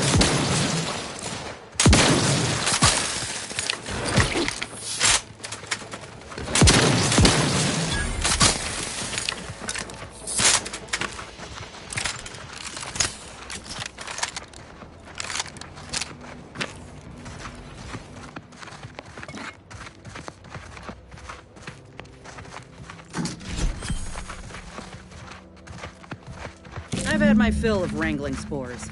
This should be enough for the antidote.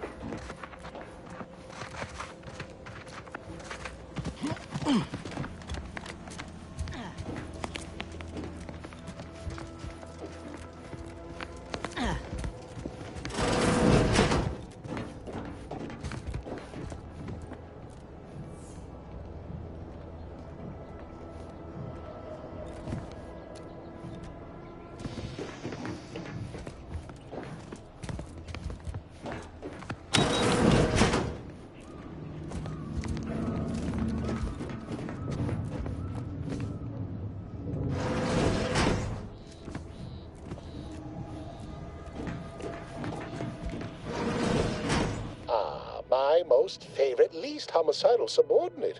How's all our field work progressing?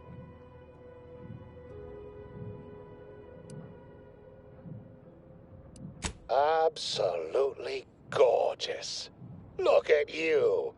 And to think I just forcibly coerced the first gormless dunderhead who walked by and found you. Lucky me. Now, first things first.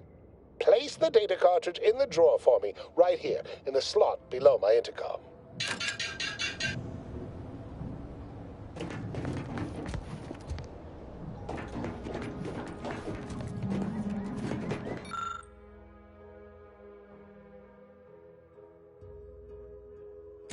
Haha. Allow me to give this a cursory eyeball and... perfect. I'm sure we have the correct neutralizing agent here in the lab. I'll nose out the exact compound within our chemical reserves in 2 shakes of a rat's tail.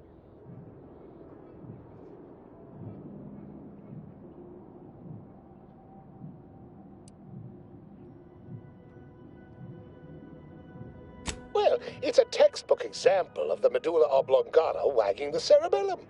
Although, frankly, there's a plethora of ways to stimulate the reptile brain into such a flurry. None of the previous methods were anywhere close to being this commercially viable. But where there's a will, there's a way to make a profit. Honestly, this whole process is 1 part scientific testing, 2 parts improvisation, and a dash of pure, undiluted panache. Exactly what we do best. It's only a matter of time.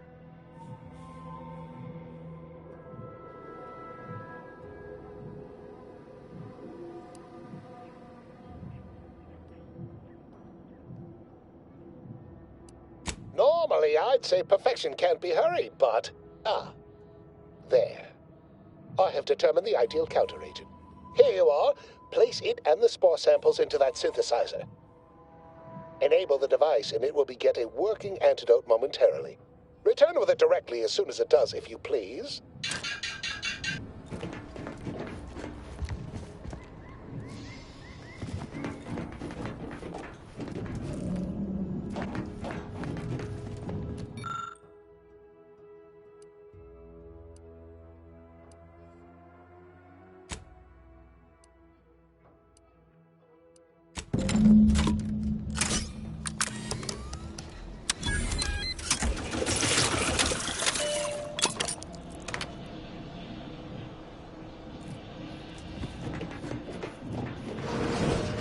I cannot wait to put this entire sordid affair behind us.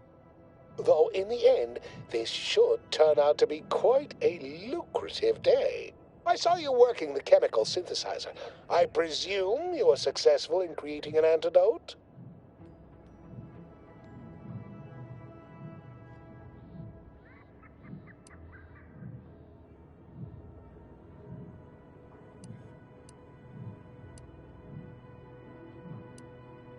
Nice try.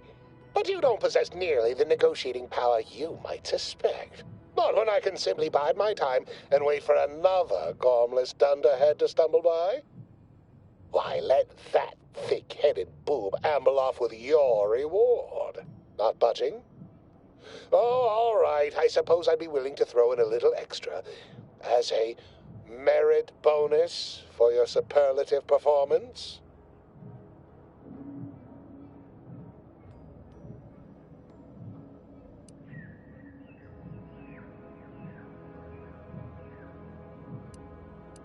Wonderful, wonderful! Knew you seemed a bankably reliable sort. All right. I am activating the air filtration system. There. Should only take a few moments for the antidote to circulate. Everyone still alive should be right as rain shortly. Marvelous. You'll find your remuneration in the chest behind me. My supervisor will hear of your actions. Oh, and before I forget, I, Omid Ormsby, under the power granted me by the Loeffler Risk Intercession Act, hereby free you from impressed service to Auntie's Choice. Be seeing you.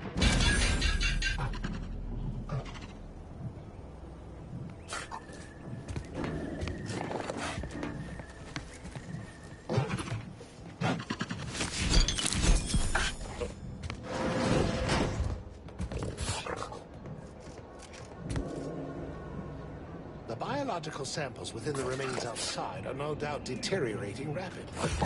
I may have to recreate this experiment somewhere else.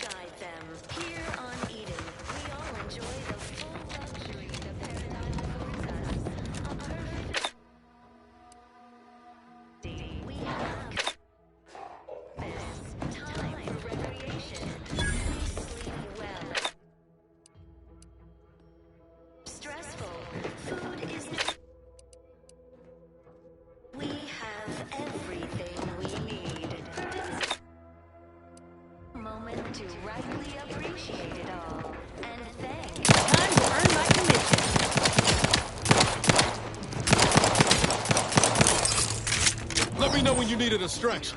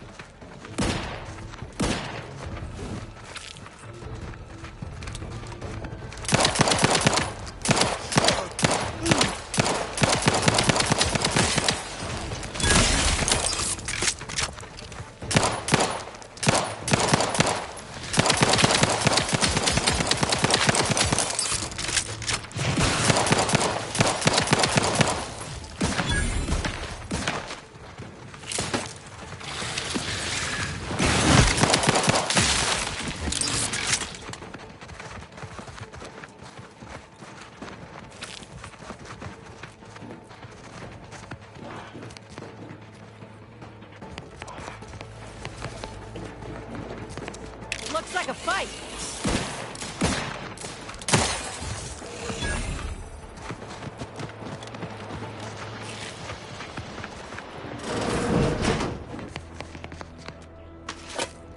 Sit or sprint?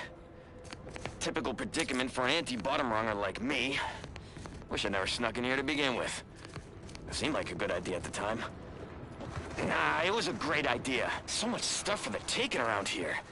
Motherload of loot. Plenty to get me back in the sprag race. Just didn't account for all these crabbles.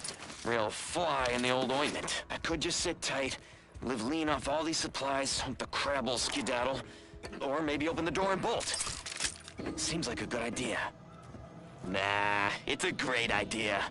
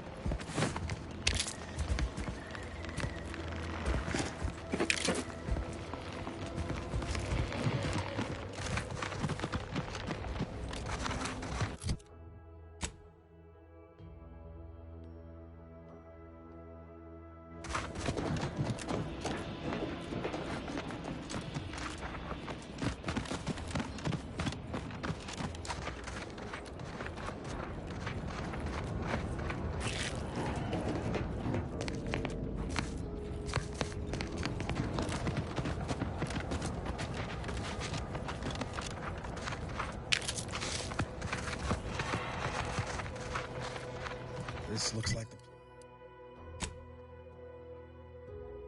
place. Lord, I haven't felt this high strung since Horizon Point.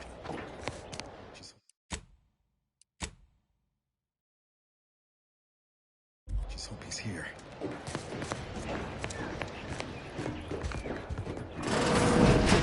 Niles. Howdy, Zeb.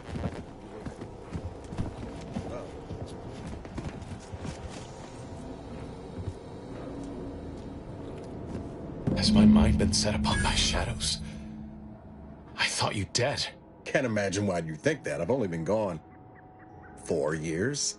Oh, back from your little saunter then, are you? Head all cleared? I must say, you took quite the perambulation. I hope you didn't wear out your rotation adapters.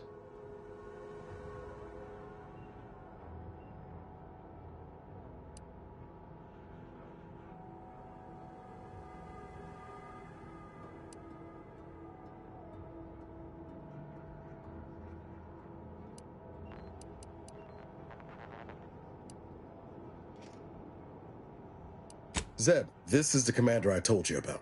One in charge of the Horizon Point mission. So, you are keeping company these days. Just not mine.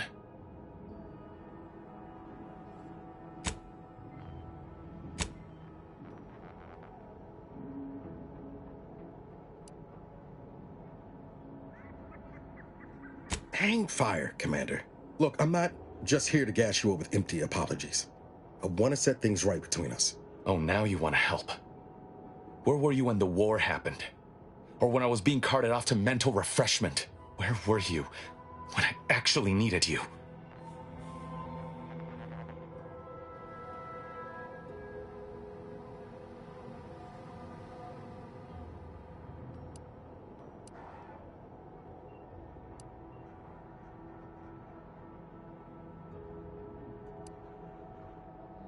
Reckon I've got this, Commander. No need to bring in the reserve just yet. I know I let you down before, but give me a chance to earn back your trust. There must be something I can lend you a hand with. I know you haven't given up the fight. I haven't the time to patch your bleeding conscience, Niles. I'm in a situation that demands my full attention. It's Baines. My team's been caught. Pharaoh and March are dead. Protectorate are holding the rest for interrogation. A ship is inbound to take us off-world, to the consul himself. I barely managed to evade capture. Damn it! It looks like the data went through, but there's something wrong with the connection. The cipher isn't transmitting. Found her! You there! Step away from that terminal at once! Audra! Fuck! It's all coming apart.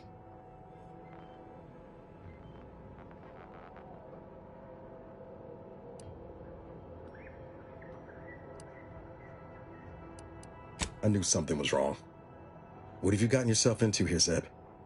That was one of my operatives. I organized a mission to infiltrate the Vox to acquire valuable intelligence. But obviously, something's gone wrong. Without that cipher, the intelligence is worthless. But I'm more concerned about my people at the moment. If you're sincere in your desire to help, prove it. Rescue my friends before that ship departs with them on board. Please.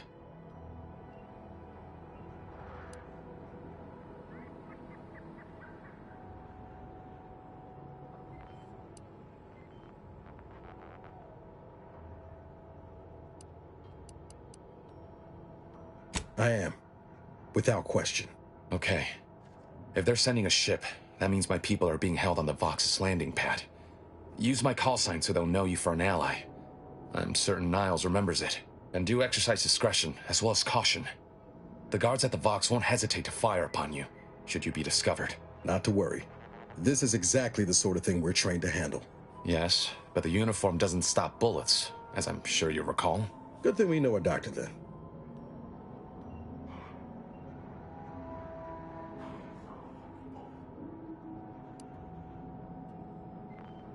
I'll answer what I can.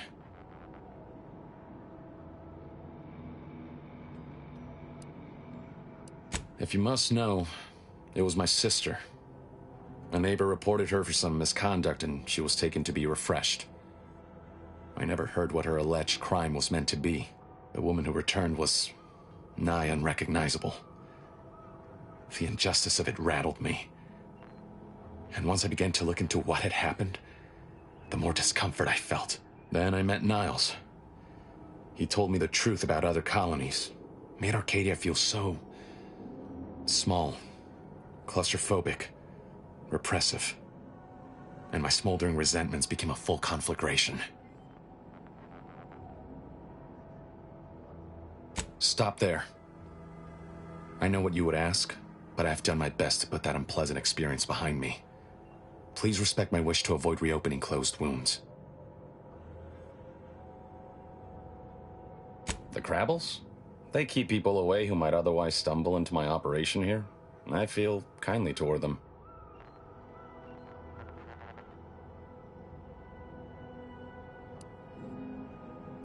Ah, of course. Hogarth and his unfortunate charges would be top of mind if you've explored the nearby settlement. I sympathize with the plight of those in Westport. They want nothing to do with me, of course, or anyone outside the Sovereign's grace, which has been to my benefit. I do believe that one day, the truth of the Protector's iniquity will be too obvious to ignore. But for now, not even a crowbar could pry open all those shut eyes.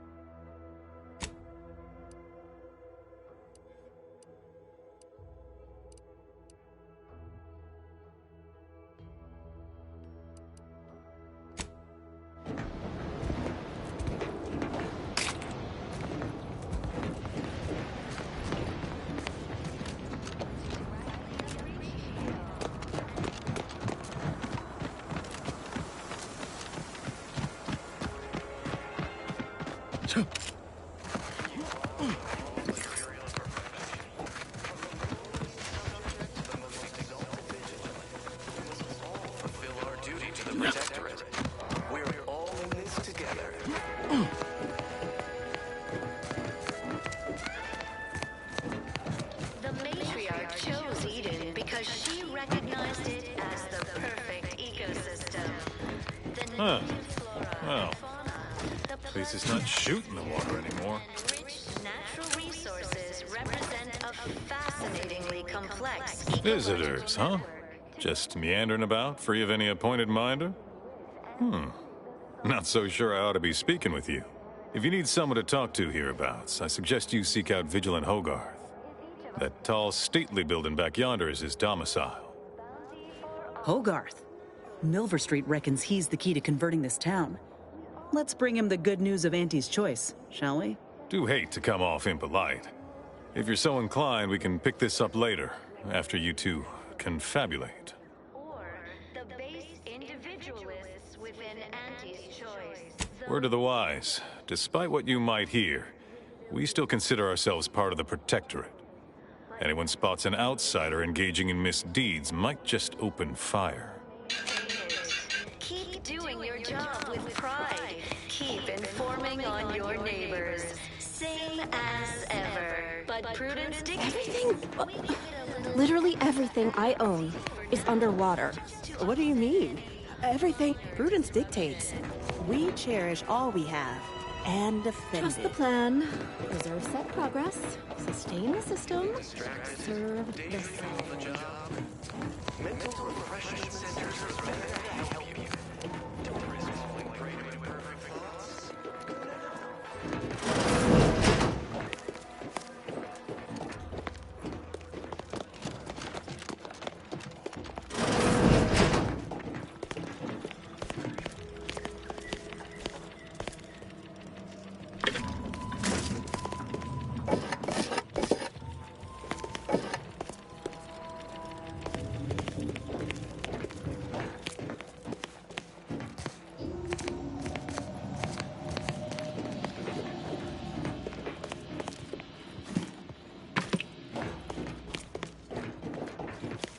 Word on the wireless is that Auntie's choice is years behind us sociologically. So they've started the war to grab any part of the paradigm that they can. Outsider? Well, it's infected. But you walked in here under your own steam and appear reasonably free of cuts, burns, or weeping lesions. So, I assume you're presently devoid of mortiferous injuries. Good. Because we've got more of that than we can handle.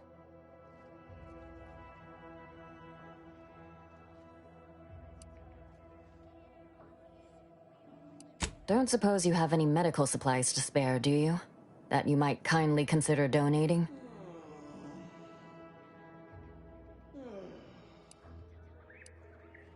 Oh, no thank you. Not looking for anything that does more harm than good. I've enough ailments to manage already. From what I've heard about Auntie's medicaments, might poison a patient or cause them to grow an extra head or something. Never know what they're testing out on you. My extra parts aren't side effects. That's your implication. And anyhow, I should think some minor side effects would be preferable to dying.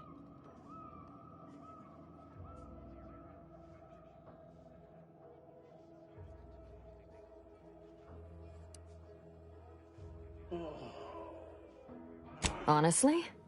Well, I'm a reasonable judge of character, and you seem upright. On behalf of my patients and I, thank you. We're all grateful. Guess outsiders aren't all just base individualists like they say on the wireless. Barring this being some tricky sales strategy, that is. This is a good start, but I fear it won't last long. Wouldn't happen to know a reliable means to procure more, would you?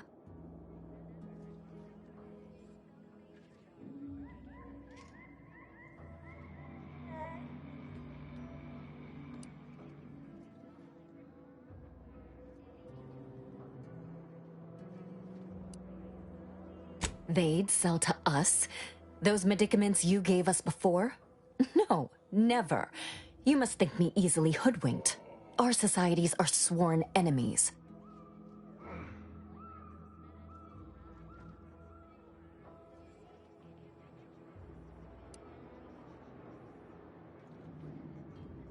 This is dangerous talk, friend. We've already been branded traitors. If we give them any excuse now, they'll send in the Arbiters directly. Not seeing a wealth of options here at present. I can watch my patients die, then face execution, or we can resettle elsewhere and remain alive. I lean toward the latter. The abandoned section of Westport ought to have some supplies. Should be enough medicaments down there to help our injured survive the trip to Fairfield. It's perilous, though.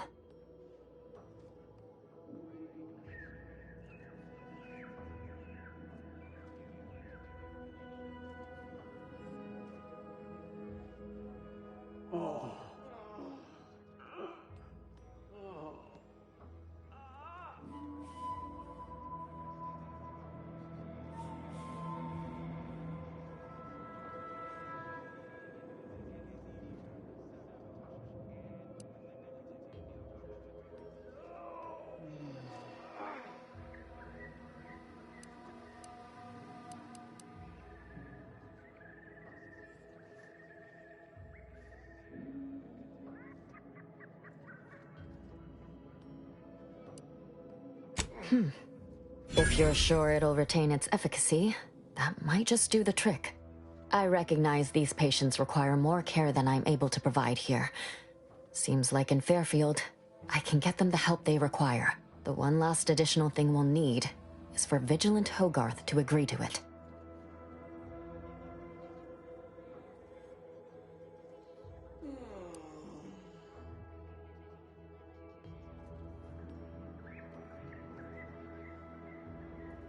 It's less a concern about disloyalty, and more my respect for his abilities. He's a skilled leader, and we could sorely use his aid, from coordinating logistics to keeping up morale. I'll surely have my hands full with my patients. His presence on the journey would save lives.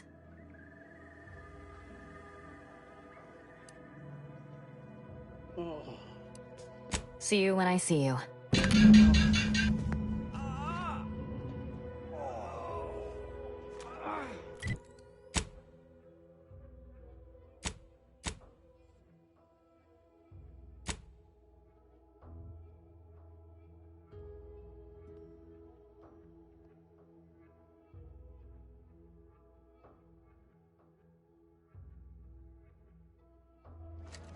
Can't imagine telling Hogarth I'm leaving. Believe I'd feel additionally traitorous once I met his Those gaze. pills were magnificent. Are they part of a new paradigm? Can I get enough for the whole family? Or even just more for me? Please. Prudence dictates we leave the burden of thought to our betters. Stranger? Can't imagine telling Hogarth I'm leaving. Believe I'd feel additionally traitorous once I met his gaze.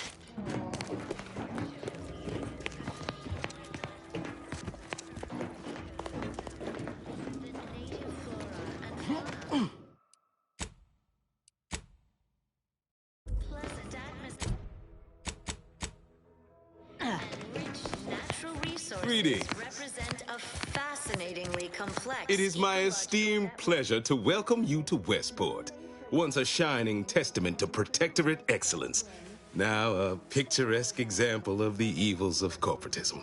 But where are my manners? We do not have much, but please let me offer you some victuals. Tut. I insist. Serving Unit 1. Something for the visitor at once? Confirmative. Perhaps you're wondering why I'd open my arms thusly for a stranger. Simple. As the guiding light for humankind, we always put our best foot forward, regardless of circumstance.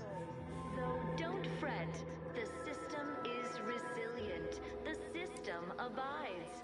But now, more than ever, we must all do our part to maintain it.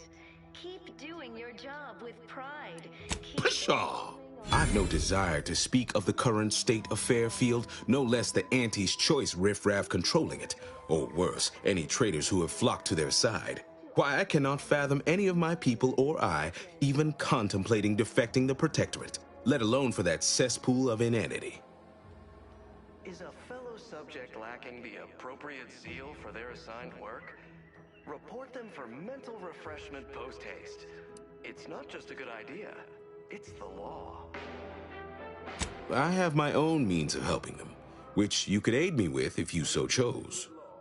We are bound to inform you that you have entered a recreant locality. Record states as follows. All inhabitants are declared treasonous due to insufficient zeal in defense against seizure, sabotage, and/or manipulative indoctrinatory falsity.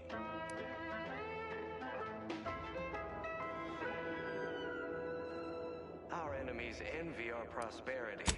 I believe something still can be done. This town can be saved, its people given a reprieve. Were we to acquire the one thing vital to our existence. Automech parts. What? Comestibles served. We of the Protectorate pride ourselves on our mech programming. Among the vigilant, it is even considered something of a sport. We are not miracle workers, however. Without parts to work with, we've no hope of remaking our mechs to do tasks beyond their initial functions. We need repair mechs, domestic mechs, not combat ones. Serving Unit 1 here is about as much as can be accomplished without replacement parts. We all enjoy the full luxury the paradigm affords us. A perfect life of contentment and plenty. We have community, purpose, time for recreation. We sleep well at night. Work isn't strenuous or stressful. Food is nutritious and plentiful. We have everything we need. Prudence dictates we take. We are of like minds. We lack not the skill to do so. Our wily chief mechanist can reprogram the mech, but not without parts. Unfortunately, we lack ready availability of said parts. Raw material for perfection. From the lowliest subject to the most exalted vigilant, we must all fulfill our duty to the Protectorate. We're all in this together. Why, we're traitors, obviously. We've not fulfilled our duties as members of the Protectorate. It is incumbent upon us to fight to the death, yet we still live, as does our enemy. Now, either the Arbiters arrive to execute us, or this place falls under the vapid boot heel of Auntie's Choice. No matter who wins, we cannot sustain ourselves here for long. Working with and through the Sovereign, devised the paradigm, a meticulously designed marvel where, if each of us does our part, produces glorious... My linguistic embellishments are somewhat beside the point. This here's a matter of accountability. Responsibility was mine. Disgrace and judgment should be mine solely as well. My intention is to absolve my subjects of any and all such blame. I owe it to every single person here to try. The system is resilient. The system abides. But now, more than ever, we must all do our part to maintain it. Keep doing your job with pride. Keep informing on your neighbors. Same as ever. But prudence dictates we give it a little extra. That's abundantly kind of you. Though there must be something I can offer. Minor disruption.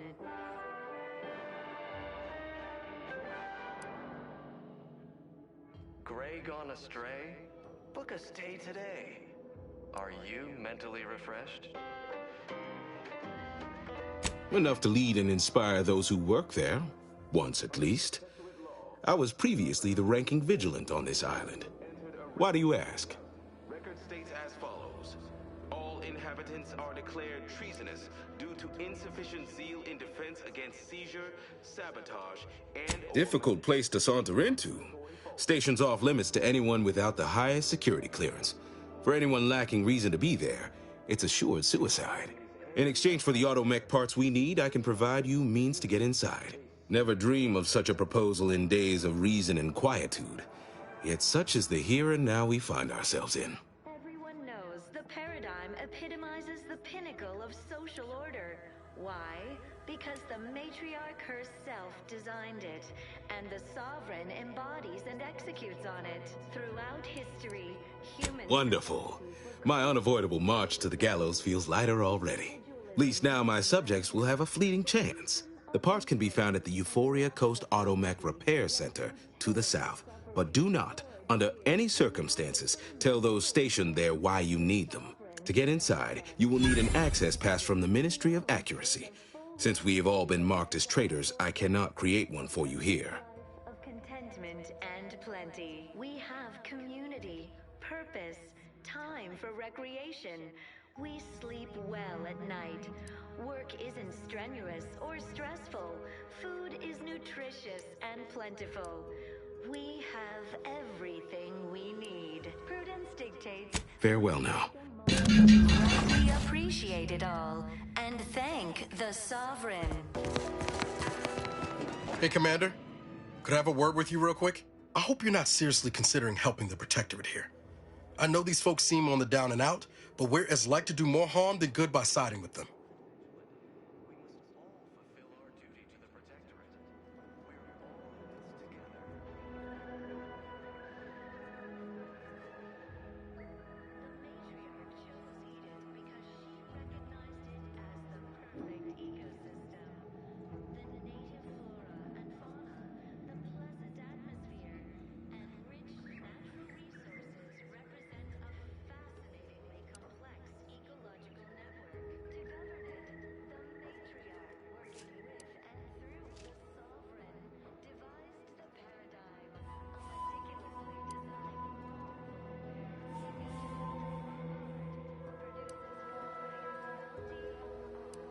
Right.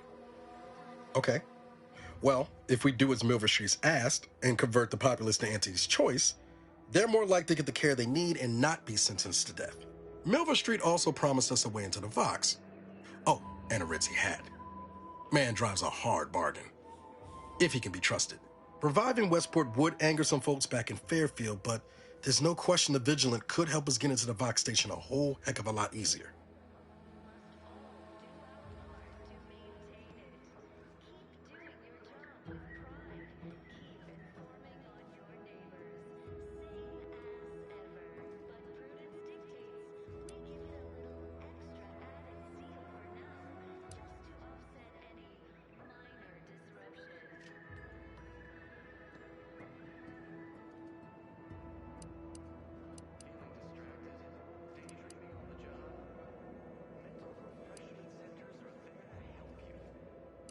And the faster we get satisfaction. But at what cost? Before you make a decision one way or the other, let's ask around. See what the residents have to say. No use trying to lift up those attached to the muck.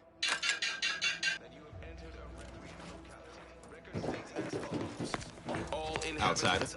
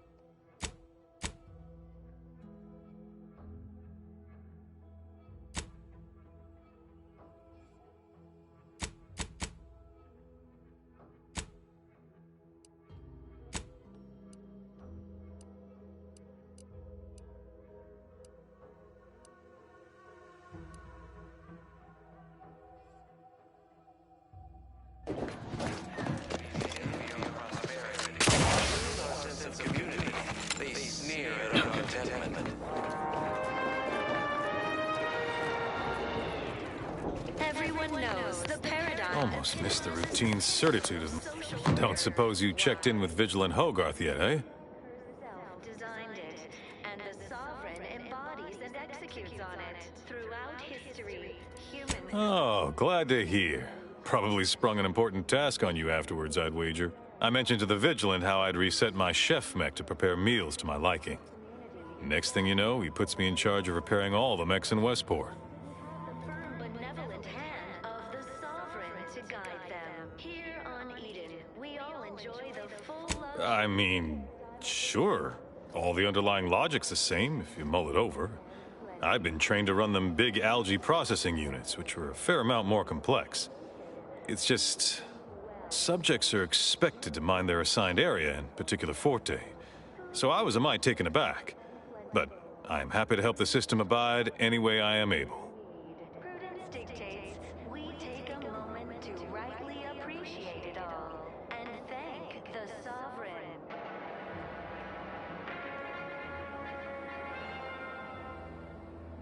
You are the raw material for perfection. From the lowliest subject to the most exalted vigilant, we must all fulfill our duty to the Protectorate. We're all in this together.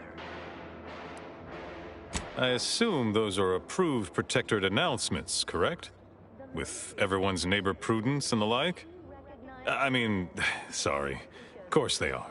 Loudspeaker control terminal is in the proclamation station a few structures over. One with the antenna. I suspect they go there. Not to indulge in idle talk, but things have been different around here of late. Not at all overwhelmed or terrified of dying, though, of course. The system abides. Marvel where, if each of us does our part, produces glorious bounty for all. Naturally, sometimes challenges do arise. We all know how invasive species can Curativist Row is a fine sword. Pillar of our community. Might impatient, sure, but with how busy she is, we'd all do well to respect her time. Watch out for that Weintraut fellow. Talk your ear off if you let him. Kinda lonesome, but doesn't let anybody near his place for some reason. Even before the flooding. Everybody else? Decent enough, I guess. keep doing your job with pride. Keep informing on but prudence dictates. Even if I did ever fall prey to such treacherous whimsy, you think I'd be fool-headed enough to admit it to a stranger? Look like I've been kicked by an automech or something? I mean, void damn. Vigilant Hogarth's still here. No matter how bad it gets, keeps us going. Keeps us right. Folks like him prove the paradigm is aligned with the Architect's plan. Just gotta trust the rightful guidance of the Vigilance and the Sovereign. Under Protectorate law, we are bound to inform you that you have entered a recreant locality. Record states as follows. All inhabitants are declared treasonous. Think I care more about remuneration than helping my neighbor? Nah, I'd rather live in an honest-to-goodness community than be surrounded by them individualist backstabbers. Sure feel sorry for them. Maybe someday after we, well, utterly crush their forces and disprove their bent philosophy, we can show them all a right, better way to live. Why, things need to severely decline around here for me to even consider... Oh, shut my mouth. Could never leave our fine Vigilant in the lurch. Fairfield. And the Sovereign embodies and executes on it. Throughout history, human societies were constantly out of balance. Individualism ran rampant. Depletion of resources and lack of community. You all right? Something in your eye? I got an eye wash around here somewhere, only a little expired.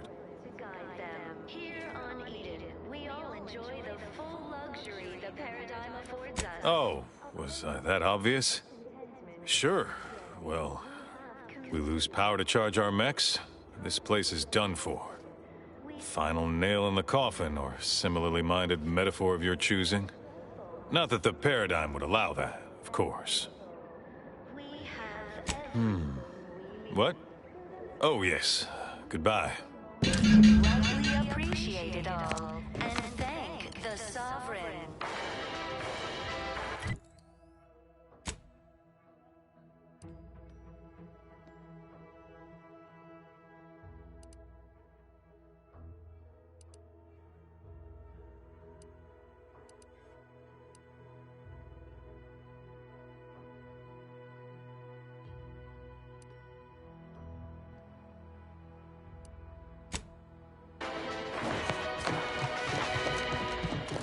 You are the raw material for perfection. From the lowliest subject to the most exalted vigilant, we must all fulfill our duty to the Protectorate. We're all in this together.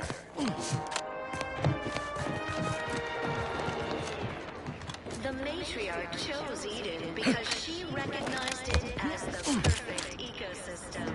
The flora and fauna, the pleasant atmosphere, and rich natural resources represent a fascinatingly complex ecological network. To govern it, the matriarch, working with and through the Sovereign, devised the paradigm, a meticulously designed marvel where, if each of us does our part, it produces glorious bounty for all. Did you hear? They're letting anyone who wants to train at the Arbiter's facility. Paradigm says we're to spend our lives in our predetermined professions. That's why it's so generous of the Sovereign to let us become tiny cogs in the great war machine. Glad the wireless told me that I'm happy and everything's splendid. I was tempted to feel sad after the ocean flooded my house. The system abides, but now, more than ever, we must all do our part to maintain it. Keep doing your job with pride. Keep informing. I reject imperfect thoughts in all their forms. All thoughts of any kind. But prudence dictates. The wireless said that flooding Westport is routine maintenance. Building up an outdoor company. Sovereign really does think of everything.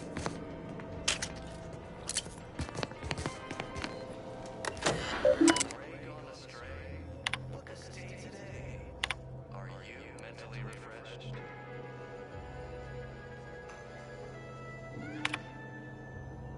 Under Protectorate law, we are bound to inform you that you have entered a recreant locality.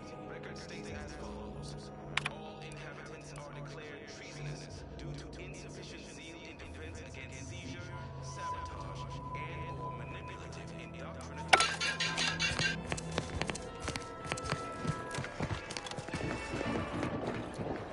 mind was sad for me because my house got seriously flooded. Then the wireless told me everything was splendid. Now I feel like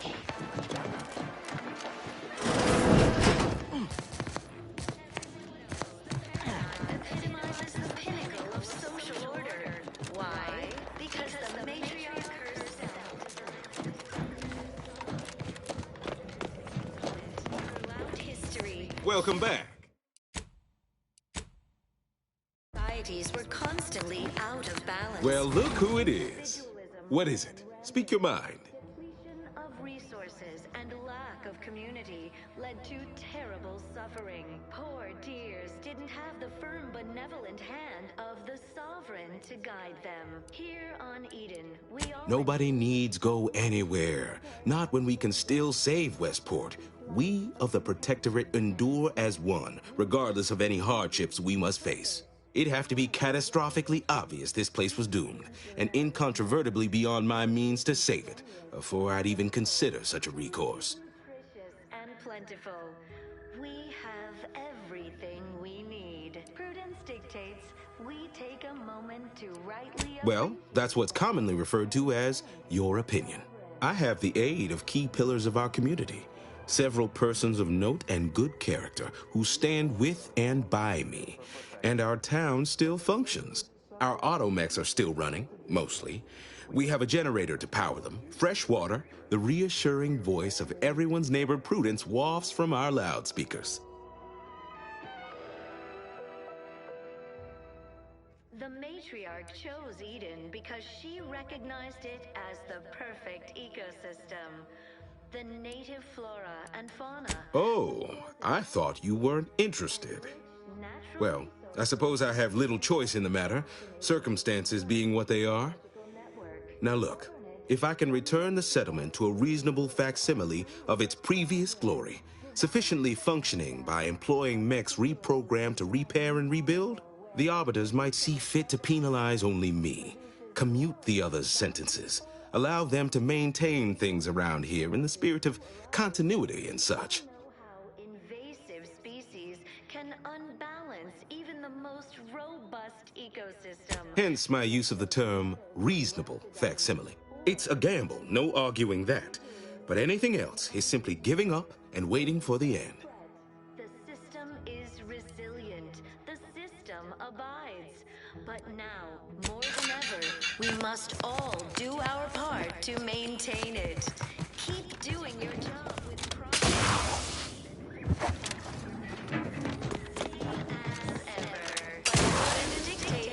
We give it a little extra The Sovereign chose Eden, the perfect...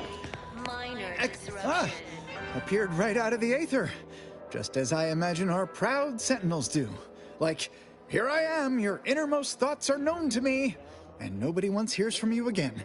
Caught me reciting passages from a beacon to the cosmos, illustrating my steadfast fidelity. All subjects prosper under the guidance of our beneficent ruler, the Sovereign. That part always hits me directly. To quote my personal log, an essential passage, rightful and true. Charlton Weintrott.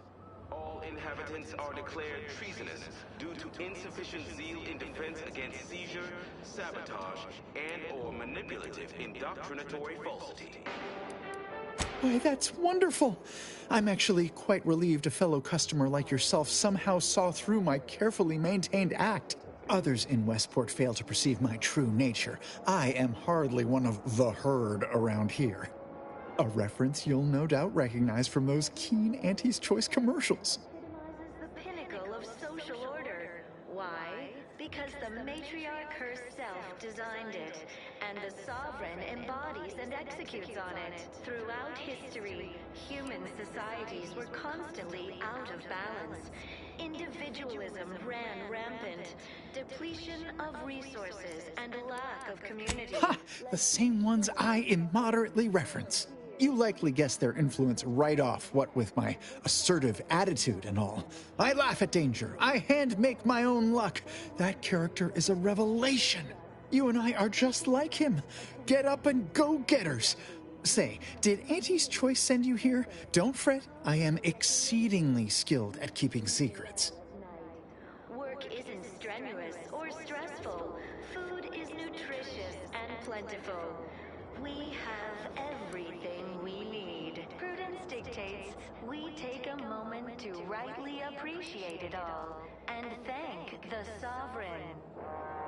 How I've waited to hear those words. Anything I might help with at present? Raw material for perfection.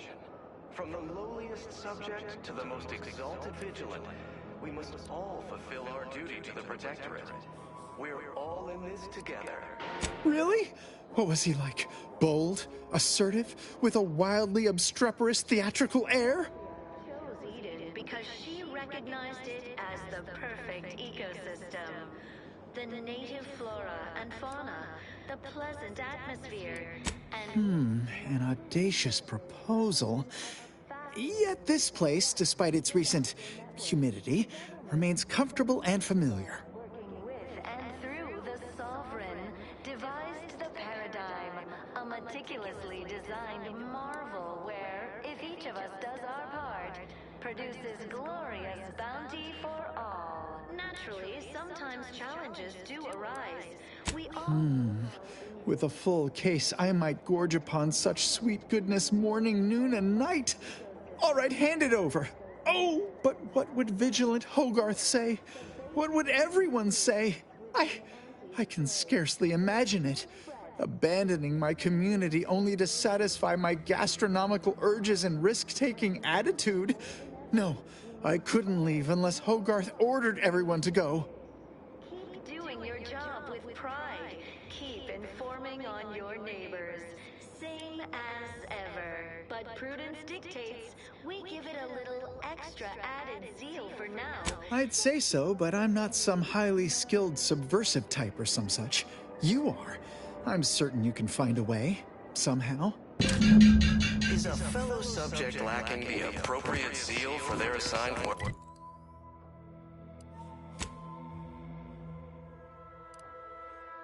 Report them for mental refreshment post-haste. It's not just a good idea, it's the law.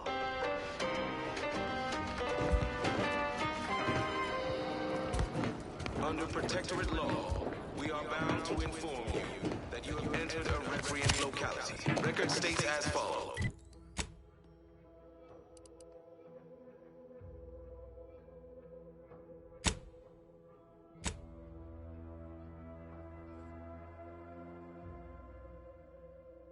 All inhabitants are declared treasonous due to insufficient zeal in defense against seizure. Look who's back.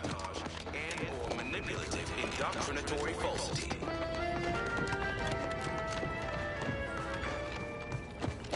Our enemies stain our sense of community. They sneer at our contentment.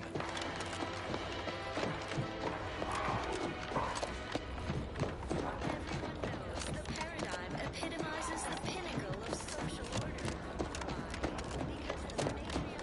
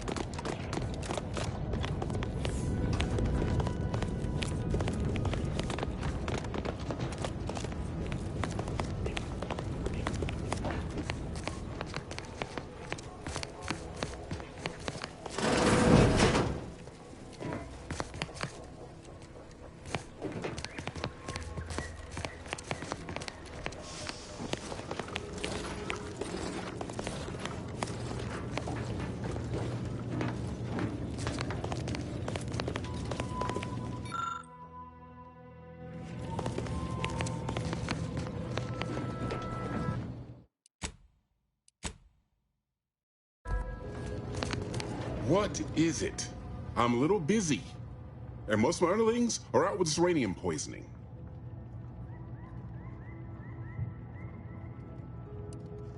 Hazel should get you sorted right quick, assuming she has the parts. She's right between the barracks and the main gate. Can't miss her.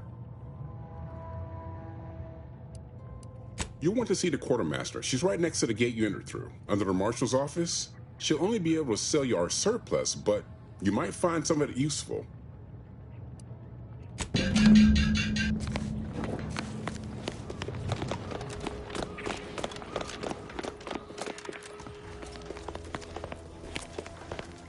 Warning, this unit detects heightened levels of ambient zeranium. State your business.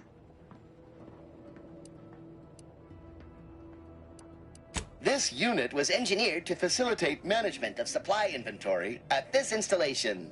Oh, this is surely exciting. Someone is finally trying out my automechanical quartermaster. Show them what you got, Quartermech. Command not understood. Huh. I thought that would have put it into sales mode. Best look into that later. Please, give it a try yourself. All wares should be perfectly visible already. Sorry, it tends to take things too literally. Maybe try phrasing the request differently. Lull detected. Conversational status uncomfortable. Does that one compute, big guy? Affirmative. Initiating commerce is one of this unit's default commands. Initiating commerce.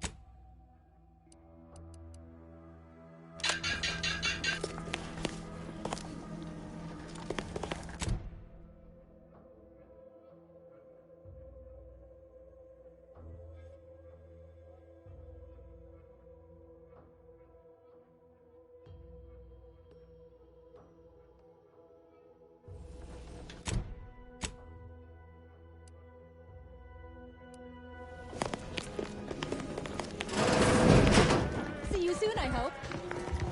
Welcome. Glad to have you back.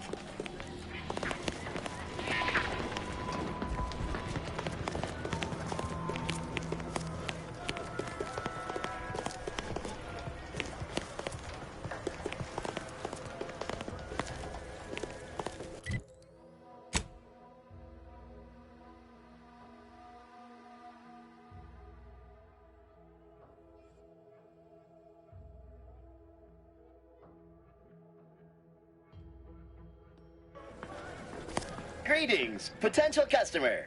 State your business. Initiating commerce.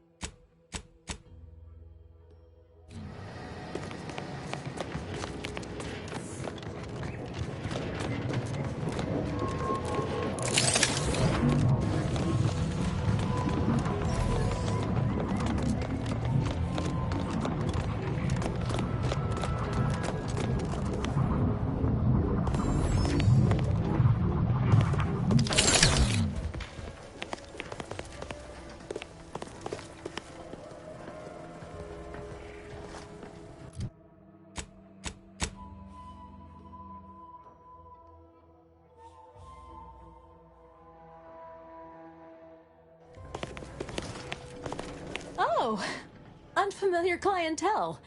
I was just lamenting the lack of new faces around here since supplies stopped arriving. And then you walk in. Name's Hazel. I'm sort of the acting quartermaster around these parts. You need any supplies? Talk to my friend the quartermech here.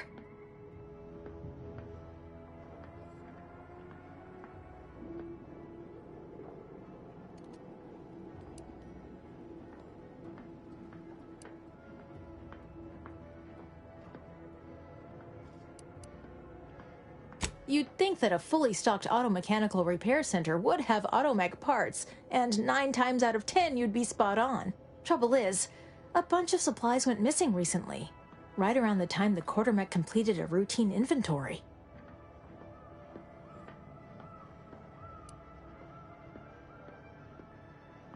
As a matter of fact, yes.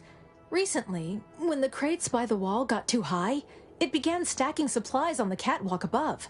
I'd gather that their automech programming is just as rigid as the rest of their society. Meaning, this automech didn't misplace anything. Logic can be a funny thing, you understand. One misstep can have the most peculiar results.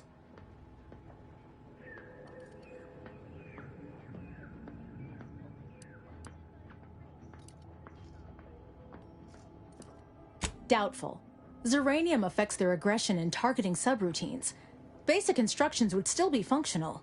The quartermech is my responsibility. Claim whatever parts you require from the missing supplies, and we'll call the matter settled. Delphinia's lab would be the place to search. We use it for storage, and our records indicate the supplies were present and accounted for. Standard Earth Directorate protocol calls for a thorough grid search of the premises, Commander. Those parts are bound to turn up somewhere. I assume you two have met already?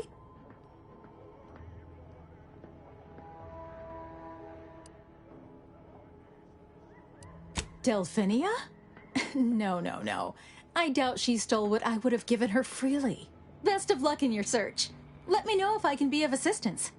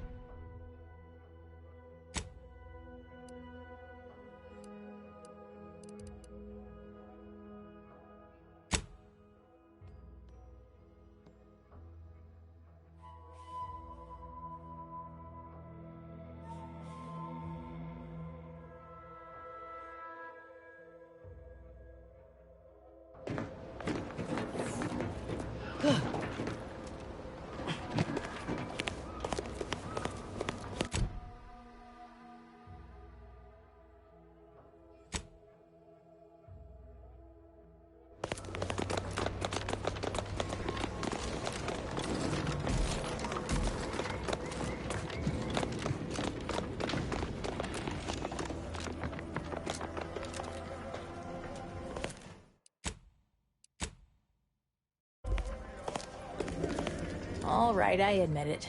The quartermech still needs work, but perfection requires iteration, as the Marshal says. While he's under construction, come to me for any supplies you might need.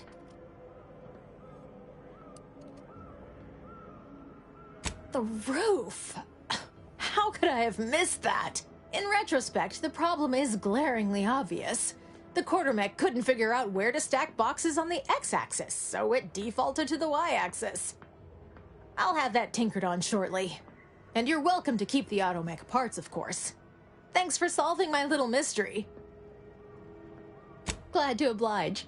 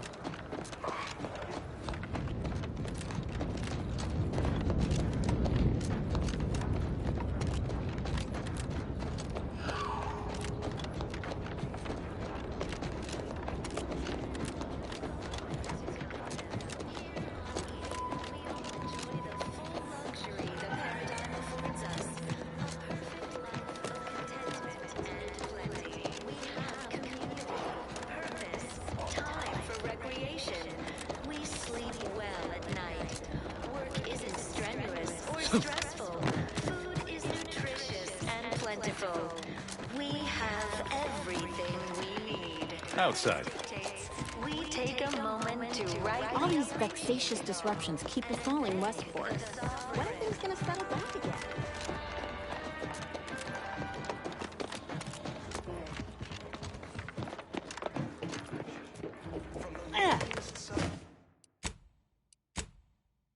The most exalted vigilant. We must all fulfill our duty to the Protectorate. Outsider. We're all in this together. Ah, the itinerant stranger returns. The matriarch chose Eden because she recognized it as the perfect ecosystem. That is most excellent. Please, hand them over. The pleasant atmosphere and rich natural resources represent a fascinatingly complex ecological network. To govern it, the Sincerest thanks. Now, we had what you outsiders call a deal. I promised you a means past the bridge and a way inside the Vox relay. There is wreckage from a crashed ship traversing most of the expanse. With the right equipment, the path will lead you directly to the Vox relay's main gate. Tell me, do you already have Protectorate jump boots in your possession? That's what I knew them as. The official title is Personal Plasma Thrusters, I suppose. meddlesome raptidons, or the base individualists within Auntie's choice. Though don't fret, the system is resilient. Correct. At least if you want to emerge safely out the other side. I'll prepare a writ of conscription to allow you entry to the Vox relay. While most would refuse my authorization, the sentry assigned to the gate once lived in Westport. Sentry second-class layman. Show the writ as proof I have conscripted you into my employ. Use it to press service on my behalf, and she will let you in. Once you're inside, there's someone else you should show it to. You do that and say what I tell you. It'd save many lives. Gray gone astray? Book a stay today. Are you mentally refreshed?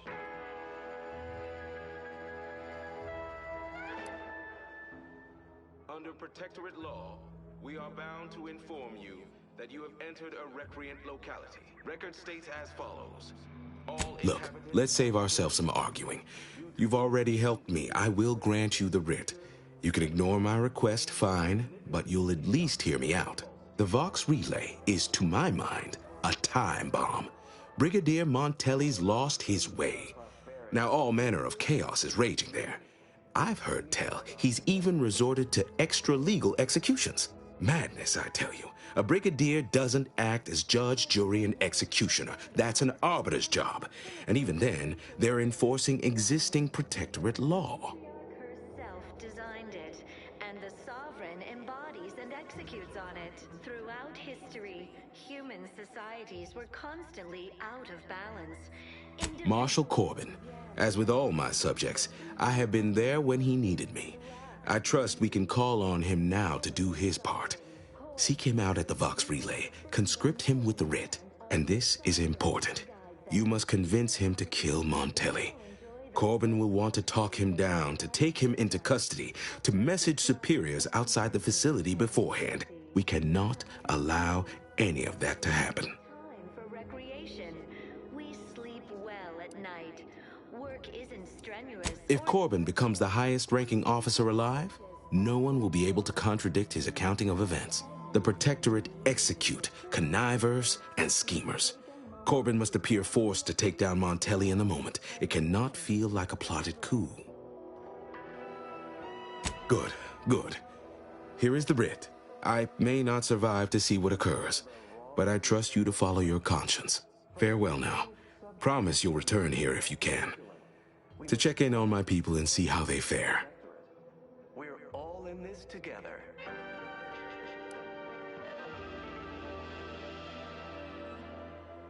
The matriarch chose Eden. Nobody needs go anywhere. Not when we can still save Westport. We of the Protectorate endure as one, regardless of any hardships we must face. It'd have to be catastrophically obvious this place was doomed, and incontrovertibly beyond my means to save it, before I'd even consider such a recourse. Working with and through the Sovereign, devised the paradigm, a meticulously designed... When I look outside, I see people who are hardy and resilient, who trust the paradigm, who understand prosperity will return with time and group effort. We all know how invasive... Farewell now. Even the most robust ecosystem, like those nettles...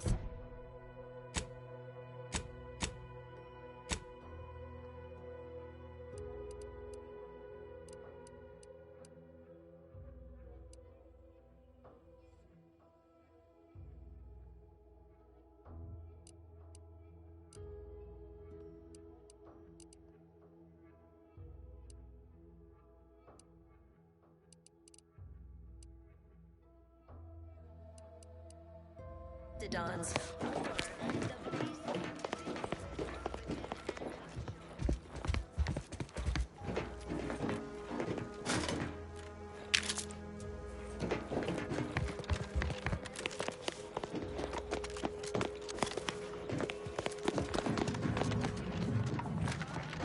You've returned.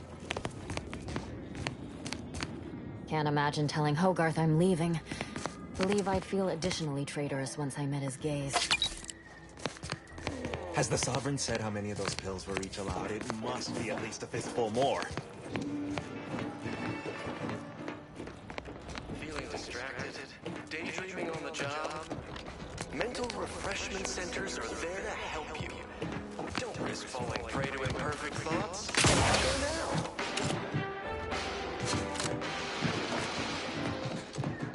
I inhaled so much dust and debris during the attack. Still hurts. Record states as follows. Trust the plan, source and progress, sustain the system. Fine quote. My favorite is, we must route all destructive factors and invasive elements. Our enemies envy our prosperity, disdain our community. They sneer at our Trust the plan, source and progress, sustain the system. Serve the Sovereign. Fine quote. My favorite is, we must route all disruptive factors and invasive elements. Because the matriarch herself designed it, and The wireless said that flooding Westport is routine maintenance. The dust that is building up in our door societies were constantly out of balance. Individualism ran rampant. Depletion of resources and a lack of community led to terrible suffering. Poor Davis didn't have the firm benevolent hand of the Sovereign. Prudence dictates that we watch our neighbors. We have the full luxury the paradigm affords us. A perfect life of contentment and plenty. We have community, purpose, time for recreation. We sleep well at night. Work isn't strenuous or stressful. Food is nutritious and plentiful. We have everything we need. Prudence dictates we take a moment to rightly appreciate it all and thank the Sovereign.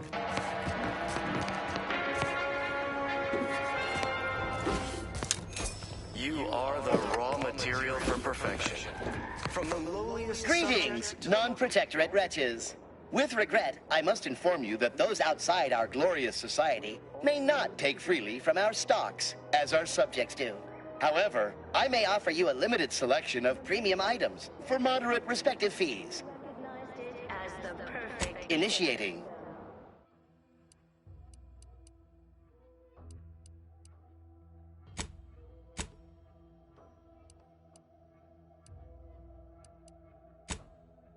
native flora and fauna.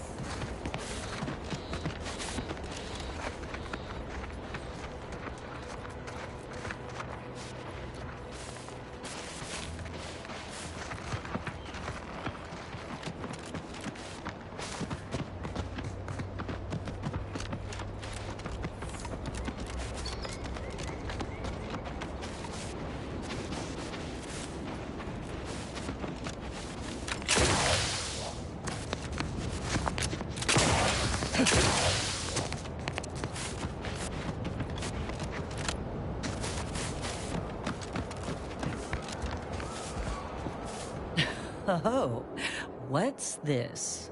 Non-protectorate personnel just sauntering up onto my porch, free as they please. Admit I'm accustomed to a higher standard of precaution.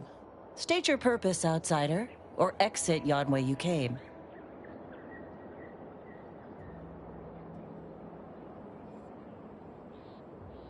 Ah, I see you've discovered some of my misappropriated materials. Careful labeling proves prudent and useful yet again. Here, for your effort.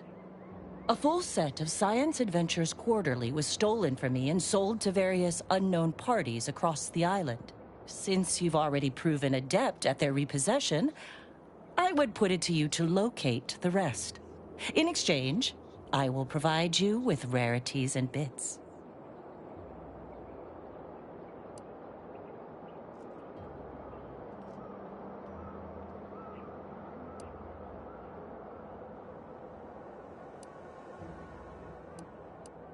A form of manipulatory ideation disguised as popular entertainment, intended to sway the audience to their point of view, couched within just a crackingly exciting narrative. Specifically, an Earth Directorate periodical featuring beloved fictional characters Commander Zane and Buddy. An effective mental conditioning device. And right thrilling.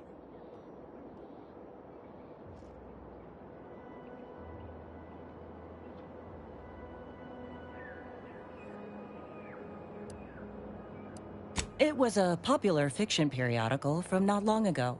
Each of its 10 volumes featured an exhilarating cover illustration depicting Zane and Buddy's thrilling exploits. Whether they faced automechanical industrialists or robber magnates from the Plutocrian kleptocracy, their tales remained invigorating thrill rides.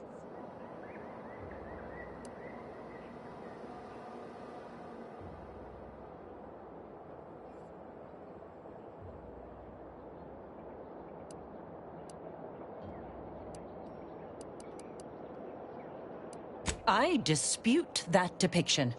Despite frequent printing errors and imperfect grammar, there was something tremendous about it all. An infectious zeal. Perhaps I can't explain. Fine. I am pleased you are on the case, as it were.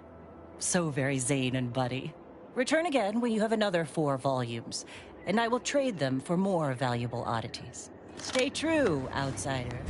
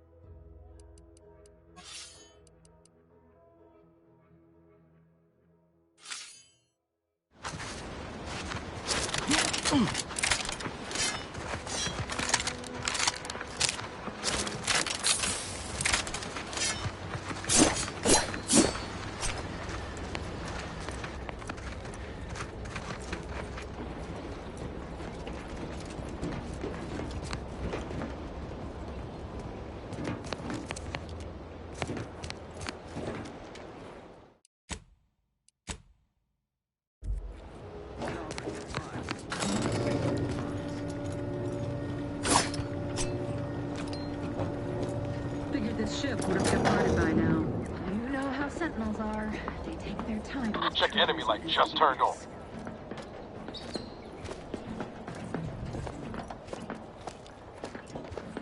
Prudence dictates we rout all disruptive influences. Huh?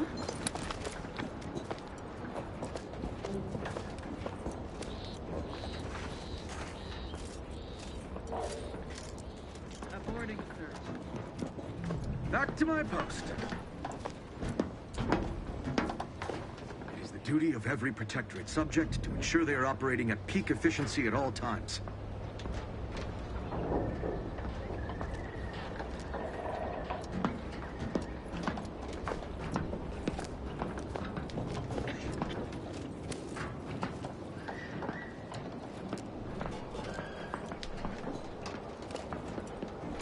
Some poor, deranged soul.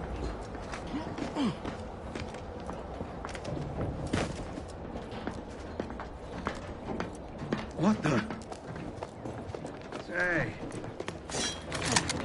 Ready to take the heat off you, Commander. Just say when. Mind where you stand!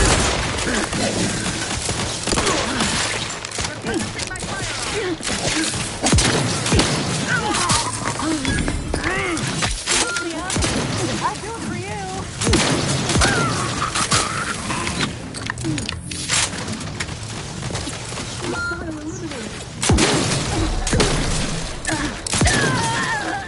We are shooting sound to stop them.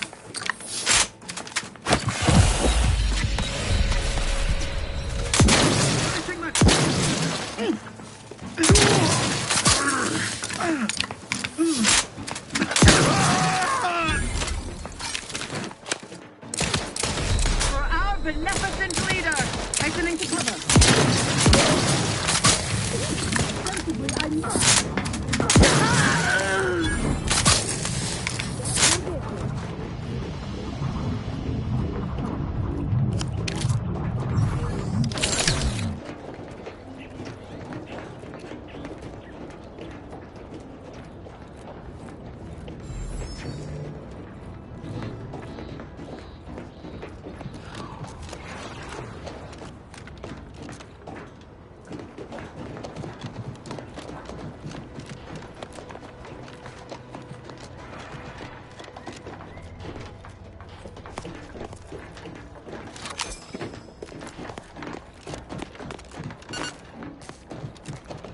Back again.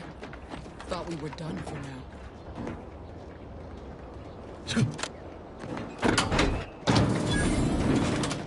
You again. I heard fighting. What's going on? We're not Protectorate. We're your ticket out of this hotbox. Esculepe sent us. Esculepe? Zeb sent you? Wait, you're Niles, aren't you? Count on Zeb to go as far as raising the dead to help. But it's too late.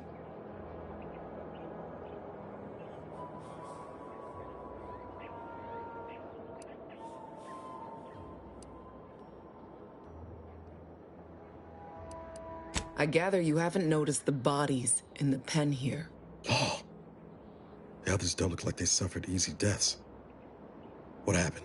Montelli, damn him! He executed March and Pharaoh outright, ranting about traitors. Then the Consul Sentinel arrived to conduct a preliminary interrogation. She tortured us for information. The others didn't survive her enthusiasm for the work.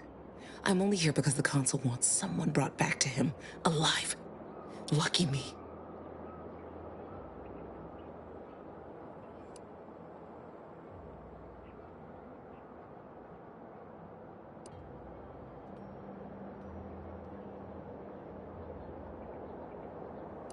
Yeah, no time to powder my nose between beatings. Go figure. Quick though, before I forget or we're interrupted, I memorized the cipher. It's 02519W. Should help Zeb decode the intelligence we sent him a whole lot faster.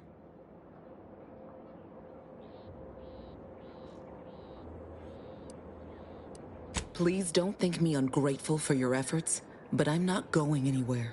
If you're too hurt to walk, I'm sure the commander and I could... No, it's not that. I need the Sentinel to take me onto that transport. I want her to think she's won. And then, just as we leave orbit, I'm going to blow her pretty ship to pieces. That might just be the most ruthless bait and switch I ever heard. Your friends ought to be proud. Thanks. Funny what ideas come into your head after losing a molar.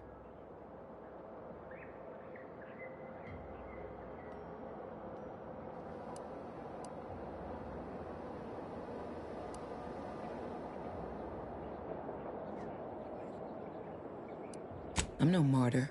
If there was another way to protect Zebulon and our cell, I'd take it. But if I escape, the Protectorate will pursue me, and everyone I care about will be in danger. I'll make it look like an accident. Mechanical failure. When I was being tortured, I saw some frayed wires near the fuel system. With the right spark, I think I can ignite it.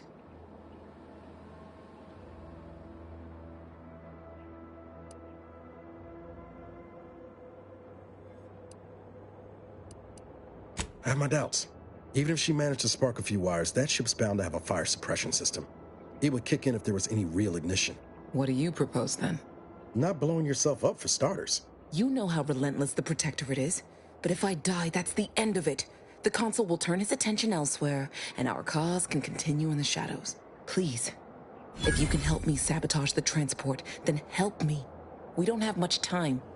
Might be I could sabotage the transport from the outside. Make it look like negligent maintenance. What do you think, Commander?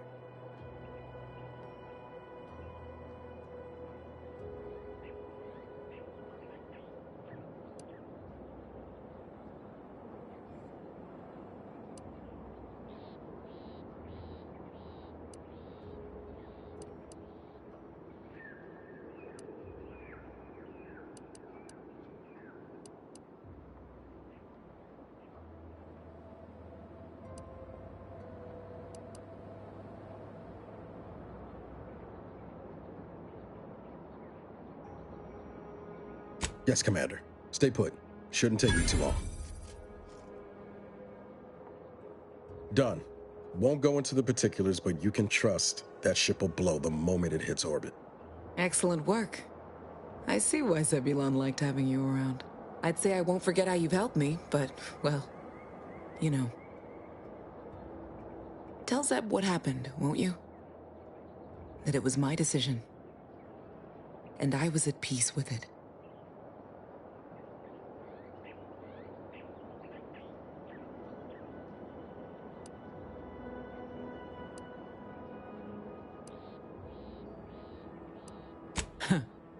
The bravest thing I ever did was start thinking for myself.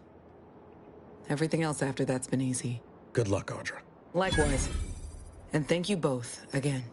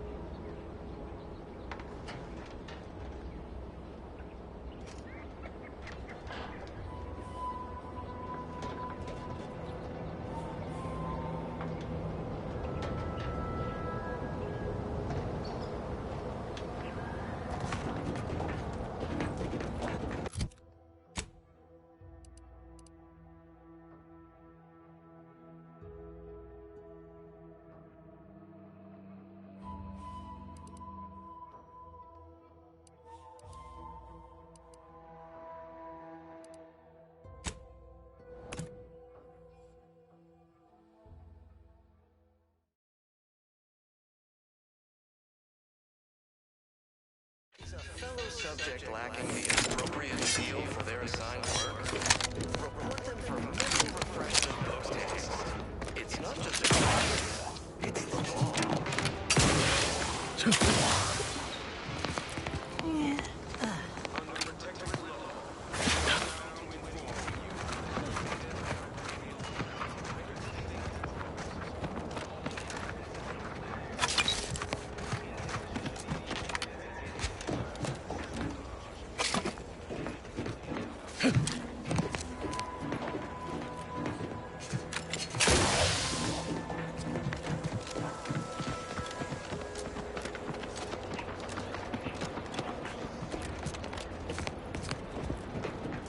You've returned, but where are the others?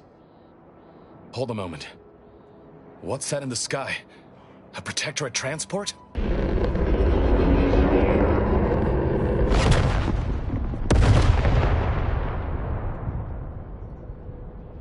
What in the blazes was that?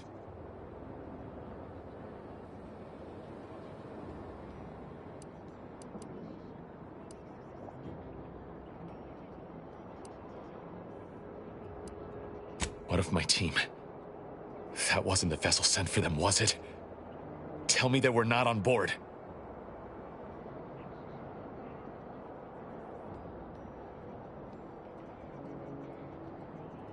And you didn't think to dissuade her? Damn it, Niles! Our cause isn't served by more corpses.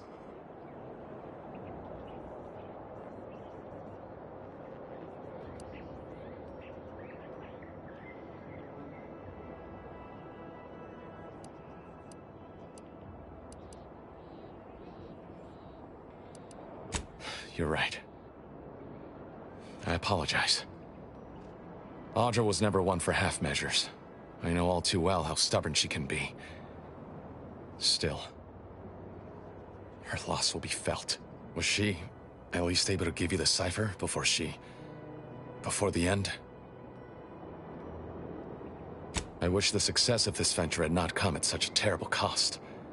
But at least it was not for nothing. Perhaps I was mistaken about your commitment to making amends, Niles. Thank you for being true. Can't fault you for having doubts. But I have changed. I am changing. I hope you'll both forgive me my earlier disposition. I'm not normally so surly.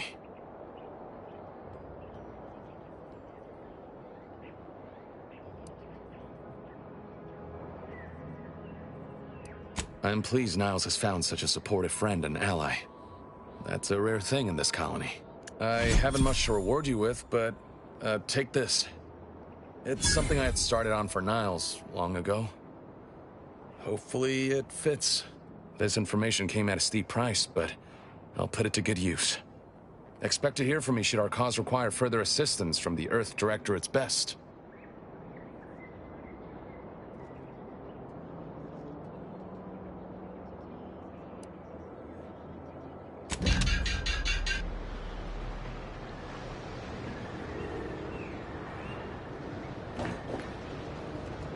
The Protectorate will no doubt wish to strike back at us, but they will grasp only air.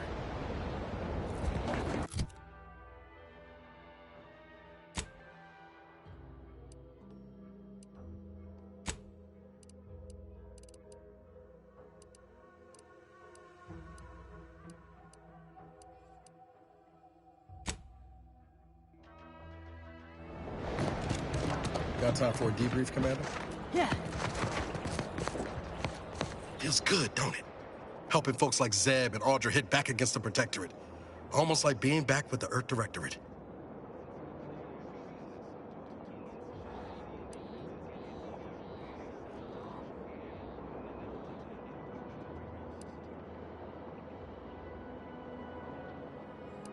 It was what she wanted.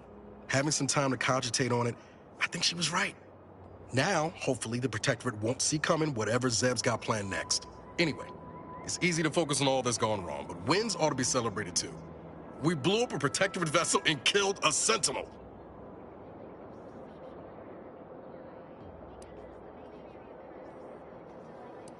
On Triangular, might have suggested going for drinks somewhere they don't come with fuel, but here, I think we'll have to settle for patting each other on the back.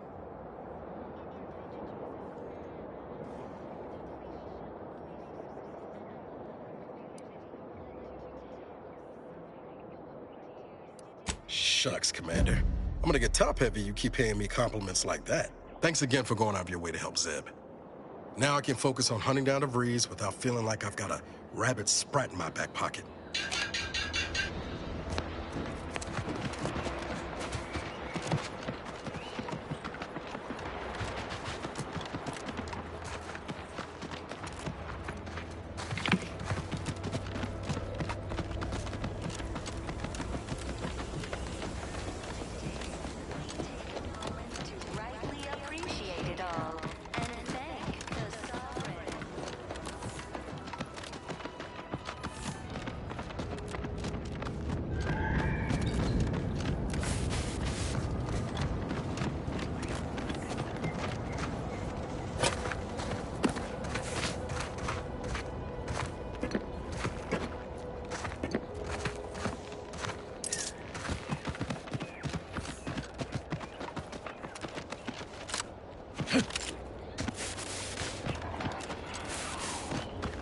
Let me know when you needed a stretch. No target.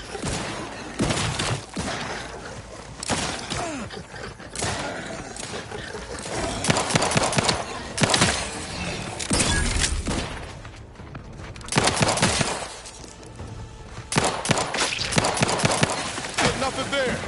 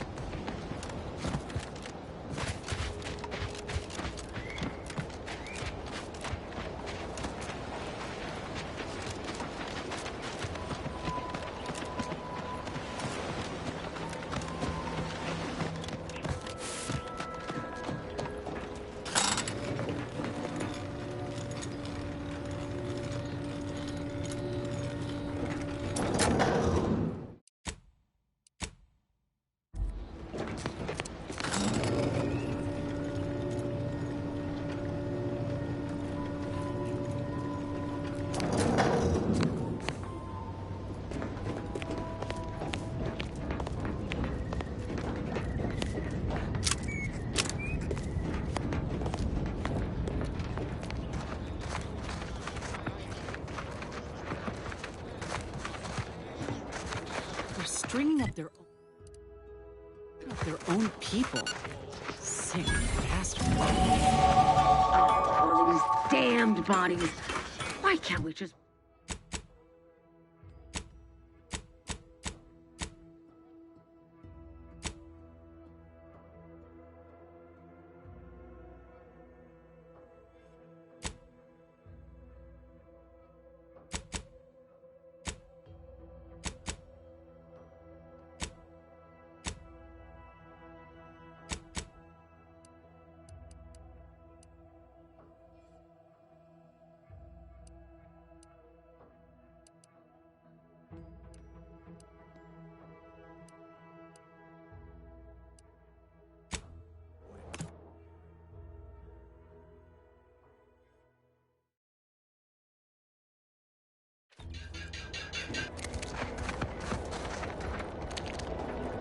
Is it me, or has my ankle been squeaking? You can hear it too, right? Must be the damn rotator again. Anyway, need something, Commander?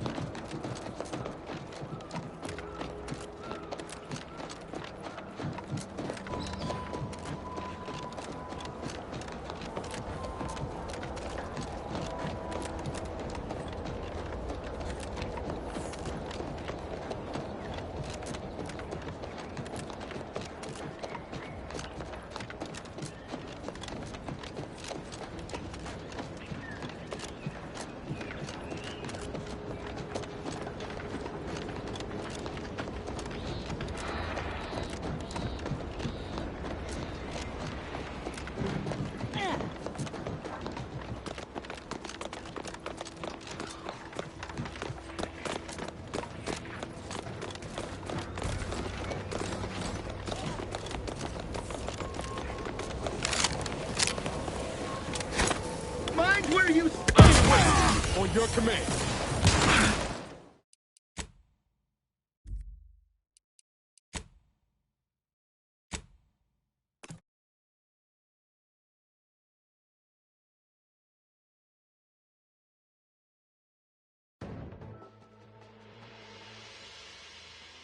Save a tree from rot, one must prune its infected branches. It is not a pleasant process. Area's off limits.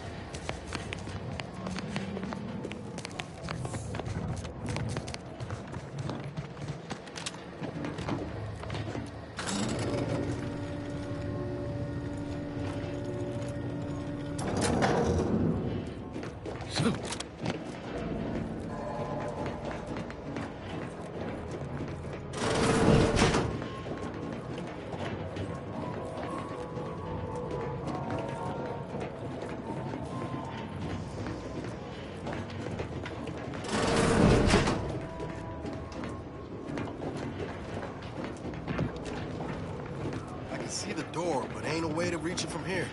Guess we'll have to take the long way around.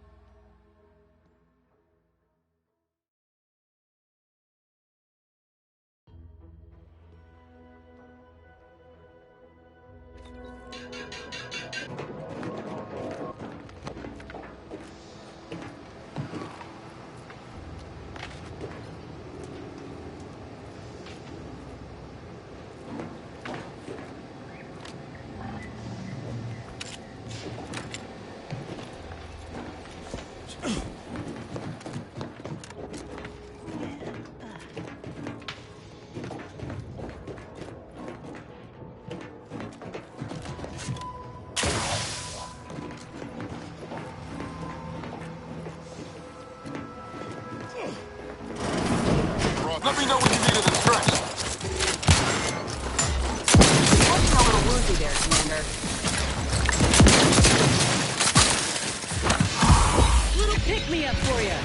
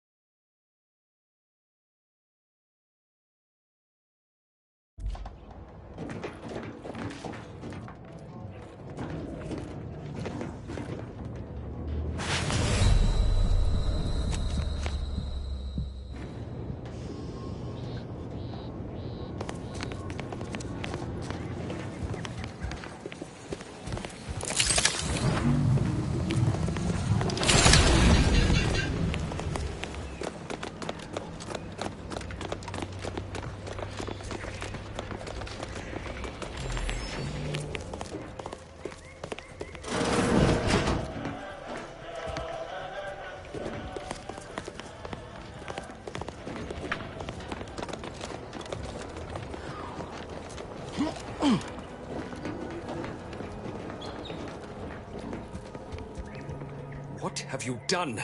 The Serenium now spews from the hangar more thickly than ever.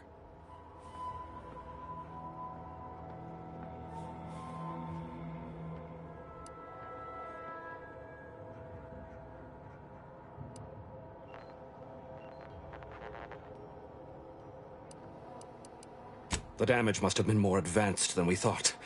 I knew I should have pushed the repairs earlier. Sure, a few may have died, but the mission might still have been salvaged. This is my fault. The blame lies squarely on my shoulders. I gambled on an outsider rather than trusting my own resources, and now the price is paid.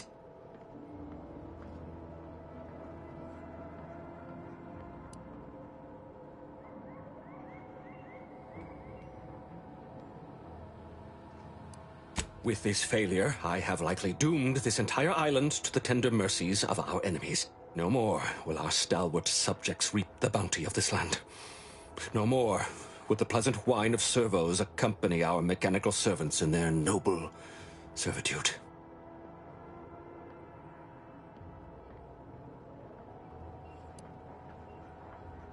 Instead, this island will be trampled by the boots of our enemies. Its resources stripped bare, leaving nothing of the beauty we've cultivated over long years. As our stewardship is cast aside like so much detritus, harmony will be lost, and chaos will reign. Praise will give way to slogans, duty to greed, honor to contractual obligation. Freaks and worse will despoil that which is left behind, while bureaucrats will use this once proud land as a springboard for their superficial and petty ambitions.